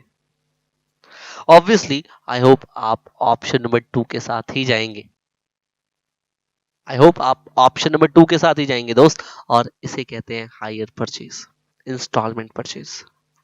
सो कॉन्ट्रैक्ट ऑफ सेल जब हम करते हैं तो वहां पर हम जनरली हायर परचेज कर लेते हैं। काफी बार हमें कोई सामान चाहिए, हमारे पास पूरे पैसे नहीं है, हम फ्यूचर में पेमेंट कर देंगे या फिर बिट्स एंड पार्ट्स में पेमेंट कर देंगे, इसको हम बोलते हैं हायर परचेज। जब हम गुड्स को लेट करते हैं ऑन द हायर, पोजेशन जो है वो डिलीवर्ड हो जाता है दोस्तों to the owner, from the owner to the buyer. Property in the goods is to be passed to such person on the payment of the last of such installment। Property of in the goods का मतलब क्या है बेटा, ownership, ownership जो है वो हमेशा last instalment पे ही पास ऑन की जाएगी। ठीक है, देखिए sale and hire purchase, passing of property sale के अंदर तो इमीडिएटली, सेल के अंदर इमीडिएटली पास ऑन किया जाता है, जबकि परचेज के अंदर, कह रहे परचेज के अंदर गुड्स तो पास कर दिया जाता है, ठीक है, लेकिन फाइनली जो ये जाता है वो लास्ट इंस्टॉलमेंट के पेमेंट के बाद ही जाएगा। ठीक है, position of the party, party की क्या पोजीशन है, the position of the buyer is that of the owner of the good. तो यहां पर जो सेल्स ऑफ गुड्स की बात करें तो buyer is what, owner, buyer is what, owner, जबकि हायर परचेज में जो हायरर है, जो हायरर है is that of a bailee, वो बेली की तरह है, जब तक कि वो लास्ट इंस्टॉलमेंट ना दे दे। लास्ट इंस्टॉलमेंट देते ही वो भी ऑनर हो जाएगा बच्चों। टर्मिनेशन ऑफ कॉन्ट्रैक्ट, तो सेल में हम कहते हैं कि सर टर्मिनेशन पॉसिबल नहीं है, बायर कैन नॉट टर्मिनेट, जबकि हायर परचेज में बेटा टर्मिनेशन पॉसिबल है इजीली। बायर क्या करेगा, बायर अपने इंस्टॉलमेंट देना रोक देगा और सेलर वो कमोडिटी उठा करके ले जाएगा। ठीक है, the burden of risk of insolvency of the buyer, अगर बायर इंसॉल्वेंट होता है तो ऑब्वियसली वो बायर की गुड्स हैं, इसका मतलब जो ऑफिशियल असाइनी है उस गुड्स, उन गुड्स को वो ले लेगा, वो उन गुड्स को ले लेगा बच्चों। जबकि हायर परचेज की बात करें तो वो गुड्स तो अभी तक बायर के हुए ही नहीं है, तो उन गुड्स के ऊपर ऑफिशियल असाइनी का कोई हक नहीं बनता। ट्रांसफर ऑफ टाइटल, जैसा मैंने आपको बताया बोनाफाइड टाइटल इजीली ट्रांसफर हो जाता है, यहां पर बेटा ट्रांसफर नहीं होता unless the last instalment. Resale, obviously sale के केस में रीसेल पॉसिबल है, लेकिन हायर परचेज के केस में जब तक कि हायर परचेज खत्म ना हो जाए तब तक रीसेल पॉसिबल नहीं है, कैन नॉट रीसेल। ठीक है, देख लीजिए sale and the hire purchase resemble है, दोनों आपस में जुड़े हुए हैं। Hire purchase governed by the hire purchase act 1972, hire purchase agreement option and terms and conditions, possession delivered to hirer, hirer को दे दिया जाता है, hirer agreed in a periodical instalment, वो इंस्टॉलमेंट दे रहा होता है। प्रॉपर्टी इन गुड, यानी कि जो ऑनरशिप है डज नॉट ट्रांसफर, वो ट्रांसफर नहीं होता। हायरर में हैव राइट टू टर्मिनेट, हायरर जो है उसके पास राइट है, वो कभी भी टर्मिनेट कर सकता है एग्रीमेंट को एट एनी टाइम, किसी भी टाइम पर। डिफरेंस एज वी नो हम पढ़ चुके, time of pass of the property, तो सेल के अंदर इमीडिएटली पास होता है, हायर परचेज के अंदर बेटा लास्ट पेमेंट पे ही पास ऑन किया जाएगा। पोजीशन ऑफ पार्टी, तो बायर ऑनर होता है जबकि हायरर ऑनर नहीं होता। टर्मिनेशन ऑफ कॉन्ट्रैक्ट यहाँ पर बाय सॉरी सेल के केस में नहीं किया जा सकता, बट हायर परचेज के केस में किया जा सकता है। रिस्क जो है वो बायर का होता है जबकि यहाँ रिस्क बेलर का होता है। रीसेल पॉसिबल है, रीसेल पॉसिबल नहीं है मेरे दोस्त। ठीक है, चलिए आगे आते हैं। Difference between sale and bailment, sir sale और बेलमेंट के बीच में क्या डिफरेंस है? देखिए sale obviously transfer of property, generally property transfer हो जाती है। बेलमेंट में there is only transfer of possession, possession तो ट्रांसफर हो गया from the bailor to bailee for any of the reason, किसी भी रीजन से, लाइक सेफ कस्टडी के लिए, कैरेज एक्सेट्रा के लिए, इसको हम बेलमेंट कहते हैं। रिटर्न ऑफ गुड, तो यहाँ पर रिटर्न ऑफ गुड की जरूरत नहीं होती, सेल में तो रिटर्न नहीं होता, लेकिन बेलमेंट में क्या होता है बेटा, रिटर्न हो जाता है। अकम्प्लिशमेंट ऑफ पर्पस, जैसे ही पर्पस पूरा होता है वैसे ही एक ये वापस कर दिया जाता है। देखो मैं इसको ना एक एग्जांपल से समझाता हूँ। देखिए जैसे मान लीजिए मिस्टर ए ने, मिस्टर ए है, मिस्टर ए ने मिस्टर बी को अपनी शर्ट दी है, मिस्टर बी धोबी हैं, उनको शर्ट दी है। अब मिस्टर बी इस शर्ट पे जो भी काम होगा वो करके क्या उसे मिस्टर ए को लौटा देंगे, उसे धुल के उसे प्रेस करके क्या वो मिस्टर ए को लौटा देंगे? यस सर, वो लौटा देंगे। इसे हम क्या बोले? इसे बोले बेलमेंट। इसे क्या बोलते हैं बेटा? बेलमेंट। इसे हम लोग क्या कहते हैं बच्चों? बेलमेंट।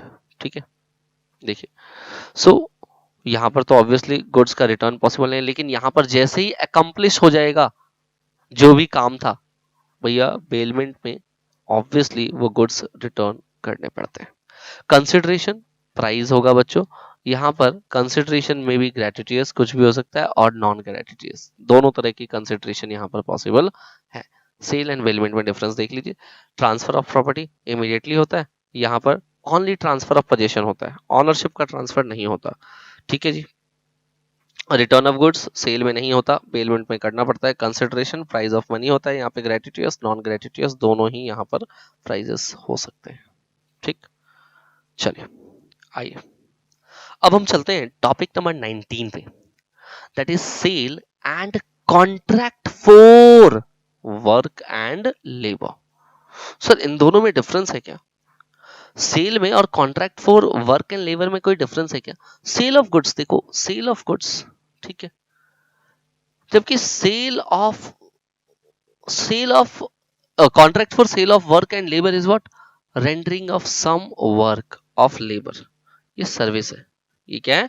सर्विस है, ये गुड्स नहीं है, ये सर्विसेज है, ये गुड्स नहीं है। A contract of sale of good is one to which some goods are sold, लेकिन contract for work and labour is what? Contract of work and labour is what? It is not sale of goods, ये sale of goods नहीं है। तो contract of work and labour जो है वो sales of goods act के अंदर आएगा ही नहीं, क्योंकि ये तो क्या है? सर्विसेज, ये तो क्या है बेटा? सर्विसेज। ठीक है, चलिए सो टॉपिक नंबर 20 पे आते हैं बच्चों। Contract of sale how made, section number 5। Section number 5 subsection 1 क्या कहता है कि देखो कभी भी आपको कॉन्ट्रैक्ट ऑफ सेल करना है तो आपको ऑफर देना पड़ेगा, ऑफर टू बाय, या फिर sell goods for a price. और जैसे ही सामने वाले से एक्सेप्टेंस मिल जाएगा, जैसे ही सामने वाले से एक्सेप्टेंस मिल जाएगा, आप इमीडिएटली डिलीवरी कर सकते हैं, आप चाहे तो इमीडिएटली पेमेंट ले सकते हैं, दोनों भी कर सकते हैं आप। अभी डिलीवरी कर दिया, अभी पेमेंट कर लिया, या फिर हो सकता है कि आप इंस्टॉलमेंट में पेमेंट ले लें, या फिर हो सकता है कि डिलीवरी और पेमेंट दोनों फ्यूचर के लिए पोस्टपोन करते हैं। ठीक है, तो इसको हम कहते हैं कॉन्ट्रैक्ट ऑफ सेल। इसको क्या कहते हैं? Contract of sale. तो देखो कॉन्ट्रैक्ट ऑफ सेल मतलब ऑफर गया, क्या तुम सामान खरीदोगे, सामने से एक्सेप्टेंस मिला, यस सर, खत्म कहानी। अब ये ऑफर और एक्सेप्टेंस जो हुआ है उसमें इमीडिएट डिलीवरी, इमीडिएट पेमेंट, या फिर दोनों ही, इमीडिएट की बात हो सकती है या इंस्टॉलमेंट में पेमेंट की बात हो सकती है, या फिर दोनों को ही आगे के लिए पोस्टपोन किया जा सकता है। ये सब टर्म्स एंड कंडीशंस पे डिपेंड करता है, ये सब आपकी और मेरी सहूलियत पे यानी बायर और सेलर पे डिपेंड करता है मेरे दोस्त। करेक्ट। चल फर्दर आगे देखें तो सेक्शन 5 सबसेक्शन 2 क्या कहता है? वो कहता है भैया ये जो कॉन्ट्रैक्ट है ना सेल का, वो राइटिंग में भी हो सकता है, वर्ड ऑफ माउथ से भी हो सकता है। कुछ तो हमने राइटिंग में कर लिया, कुछ वर्ड ऑफ माउथ से कर लिया, ये भी हो सकता है। ये इम्प्लाइड भी हो सकता है, ये कॉन्ट्रैक्ट ऑफ सेल इम्प्लाइड भी हो सकता है। सेक्शन 5 सबसेक्शन 1 आप देख सकते हो, कॉन्ट्रैक्ट ऑफ सेल मतलब यहाँ पर क्या है? ऑफर है, एक्सेप्टेंस है, प्राइस है। ठीक है, सो ऑफर सेल का, परचेज का, दोनों का। सेक्शन 5 सबसेक्शन 2 क्या कहता है? Subject to the provision of any other law, contract of sale may be in writing. Contract of sale writing में हो सकता है, बाय वर्ड हो सकता है, partly in writing, partly in word हो सकता है, और मे बी इम्प्लाइड, ये इम्प्लाइड भी हो सकता है। ठीक है, इसके अलावा सेक्शन 5(1) जो मैं आपको बता रहा था, contract of cell offer acceptance price होना चाहिए। मैंने आपसे कहा कि इसके अलावा यहाँ पर इमीडिएट डिलीवरी ऑफ गुड्स हो सकते हैं, पेमेंट हो सकता है, या दोनों हो सकता है, इंस्टॉलमेंट हो सकता है बच्चों, डिलीवरी और पेमेंट के लिए। ठीक है, और पोस्टपोन भी हो सकता है, डिलीवरी एंड पेमेंट, आगे फ्यूचर के लिए भी इसको पोस्टपोन किया जा सकता है दोस्त। आइए अब हम बात करते हैं subject matter of the contract. एक कॉन्ट्रैक्ट को कॉन्ट्रैक्ट ऑफ सेल होने के लिए सब्जेक्ट मैटर क्या है, क्या क्या चीजें चाहिए, ये डिफाइंड है बच्चों सेक्शन 6, 7 एंड 8 में। तो हम लोग बात करेंगे सबसे पहले सेक्शन नंबर 6 की। इसकी बात ऑल दो आप ऑलरेडी कर चुके हो, आपको पता है कि हम जब भी सेल की बात करते हैं तो वहां गुड्स होने चाहिए। ये गुड्स या तो एग्जिस्टिंग गुड्स हो सकते हैं, या तो कॉन्टिजेंट गुड्स, या फ्यूचर गुड्स हो सकते हैं दोस्त। सो कॉन्टिंजेंट गुड्स में या फिर फ्यूचर गुड्स के अंदर क्या कोई फर्क है? देखिए, फर्क क्या है कि जो फ्यूचर गुड्स है ना, यहां पर सेल जो है वो बहुत हद तक सर्टेन्ड होता है। कॉन्टिजेंसी में ये सर्टेनिटी नहीं होती दोस्त, कॉन्टिजेंसी में ये सर्टेनिटी नहीं होती। आप देख सकते हैं एग्जिस्टिंग, कॉन्टिजेंट और फ्यूचर गुड्स। एग्जिस्टिंग गुड्स में सेल होगा या फिर कॉन्टिजेंट और फ्यूचर गुड्स के अंदर एग्रीमेंट टू सेल रहेगा। डिफरेंस क्या है दोनों के अंदर? सर, फ्यूचर जो कॉन्ट्रैक्ट होते हैं ना, where the seller purports to effect a present sale of future goods, जबकि जो contingent goods होते हैं a contract for the sale of certain cloth to be manufactured by certain mill। ठीक है, टॉपिक नंबर 22 पे आते हैं, सेक्शन नंबर 7। देखिए, जब भी आप स्पेसिफिक गुड्स के कॉन्ट्रैक्ट की बात करते हैं और अगर वो गुड्स पैरिस्ड हो जाते हैं, खराब हो जाते हैं या किसी तरीके से डैमेज हो जाते हैं, तो वो कॉन्ट्रैक्ट हमेशा वॉइड हो जाएगा मेरे दोस्त। देखिए, आपने किसी कोई गुड्स पसंद कर रखे थे, फॉर एग्जांपल मान लीजिए कि मिस्टर ए ने मिस्टर बी को कहा कि मुझे ना ये वाली ना बोरियां चाहिए, ये वीट की बोरियां चाहिए, और दोनों ही अवेयर ऑफ नहीं है eight the time of contract, दोनों ही अवेयर ऑफ नहीं है कि ये जो है ना ये बोरियां सड़ गई हैं, दोनों को ही नहीं पता इस बारे में। तो बच्चों, यहां पर ये जो कॉन्ट्रैक्ट हुआ ये एक वॉइड कॉन्ट्रैक्ट माना जाएगा without the knowledge of the seller. Seller को नॉलेज नहीं है इस बारे में और ना ही बायर को पता है, ऑब्वियसली, नहीं तो वो लेता नहीं कि मुझे ये वाले गुड्स चाहिए, करेक्ट ना? सो बायर और सेलर दोनों ही अज्ञात हैं। तो आप देखें जो हमारे पास टॉपिक नंबर 22 है, सेक्शन नंबर 7 है, that is goods Pershing before making of contract. Contract होने से पहले ही, तो वहां पर कॉन्ट्रैक्ट वॉइड हो जाएगा। कॉन्ट्रैक्ट ऑफ सेल हो रहा है of a specific good, at the time of contract goods perished, उसी समय पे गुड्स पैरिश्ड हो जाते हैं या बिकम डैमेज्ड, और डैमेज हो जाते हैं without the knowledge of the buyer and seller. Buyer and seller को इस बारे में कोई नॉलेज नहीं है, ये कॉन्ट्रैक्ट वॉइड होगा दोस्त, ये कॉन्ट्रैक्ट वॉइड होगा। ठीक है, चलिए टॉपिक नंबर 23 की तरफ आगे बढ़ते हैं दोस्तों। चैप्टर बिल्कुल अपनी आखिरी सांसें ले रहा है, ध्यान से सुनिए टॉपिक नंबर 23 को। सेक्शन 8, सेक्शन नंबर 8, यहां पर भी हम बात कर रहे हैं goods perishing before sale but after agreement to sale। ये पैरिशमेंट जो है हो रहा है वो सेल से पहले है, लेकिन एग्रीमेंट टू सेल हो चुका है बच्चों। इसे हम देखते हैं, देखिए एग्रीमेंट टू सेल हो चुका है, सेल का एग्रीमेंट हो चुका है, स्पेसिफिक गुड्स है यहाँ पर भी, लेकिन सब्सिक्वेंटली जो गुड्स हैं, बाद में जो गुड्स हैं वो जाकर के पैरिश हो जाते हैं या फिर डैमेज हो जाते हैं।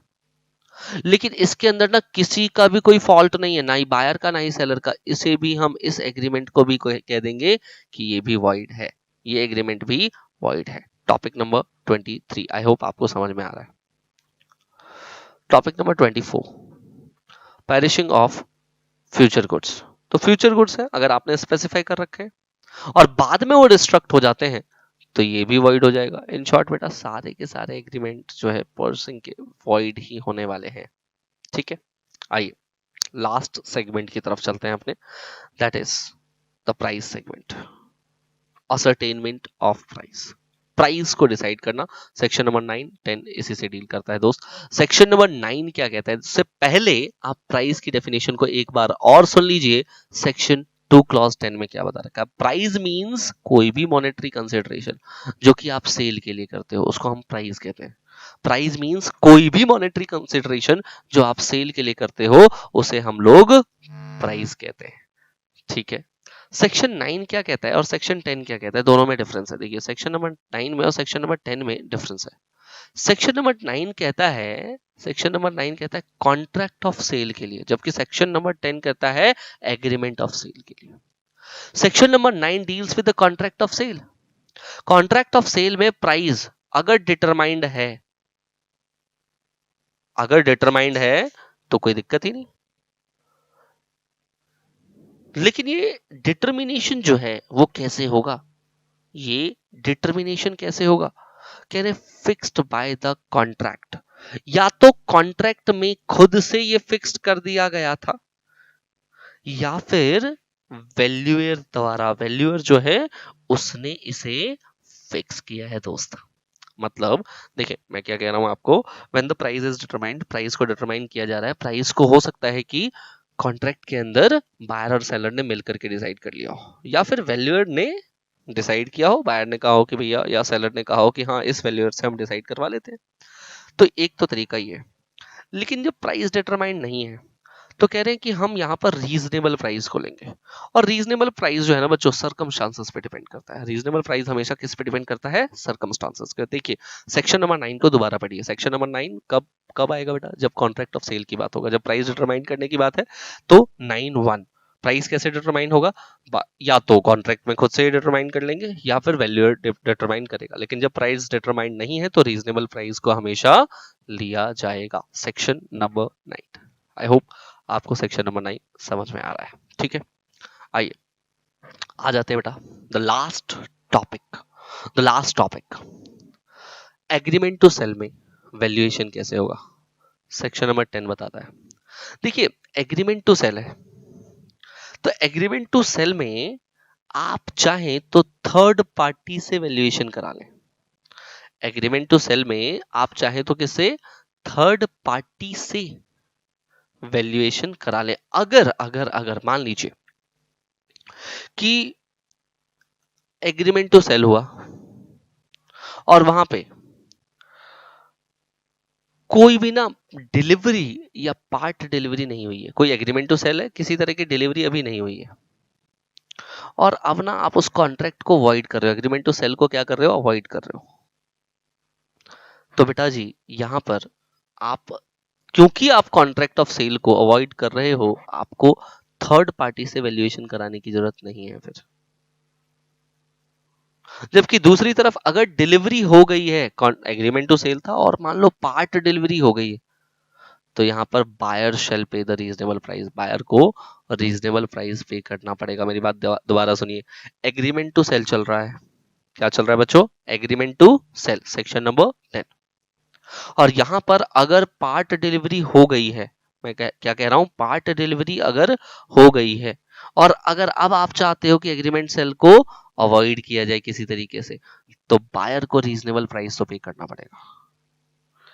लेकिन जहां डिलीवरी ही नहीं हुई है, एग्रीमेंट टू सेल है और किसी तरह की कोई डिलीवरी नहीं हुई है, और आप उस एग्रीमेंट को अवॉइड करना चाहते हो, तो आपको किसी भी पार्टी से वैल्यूएशन कराने की आवश्यकता नहीं है।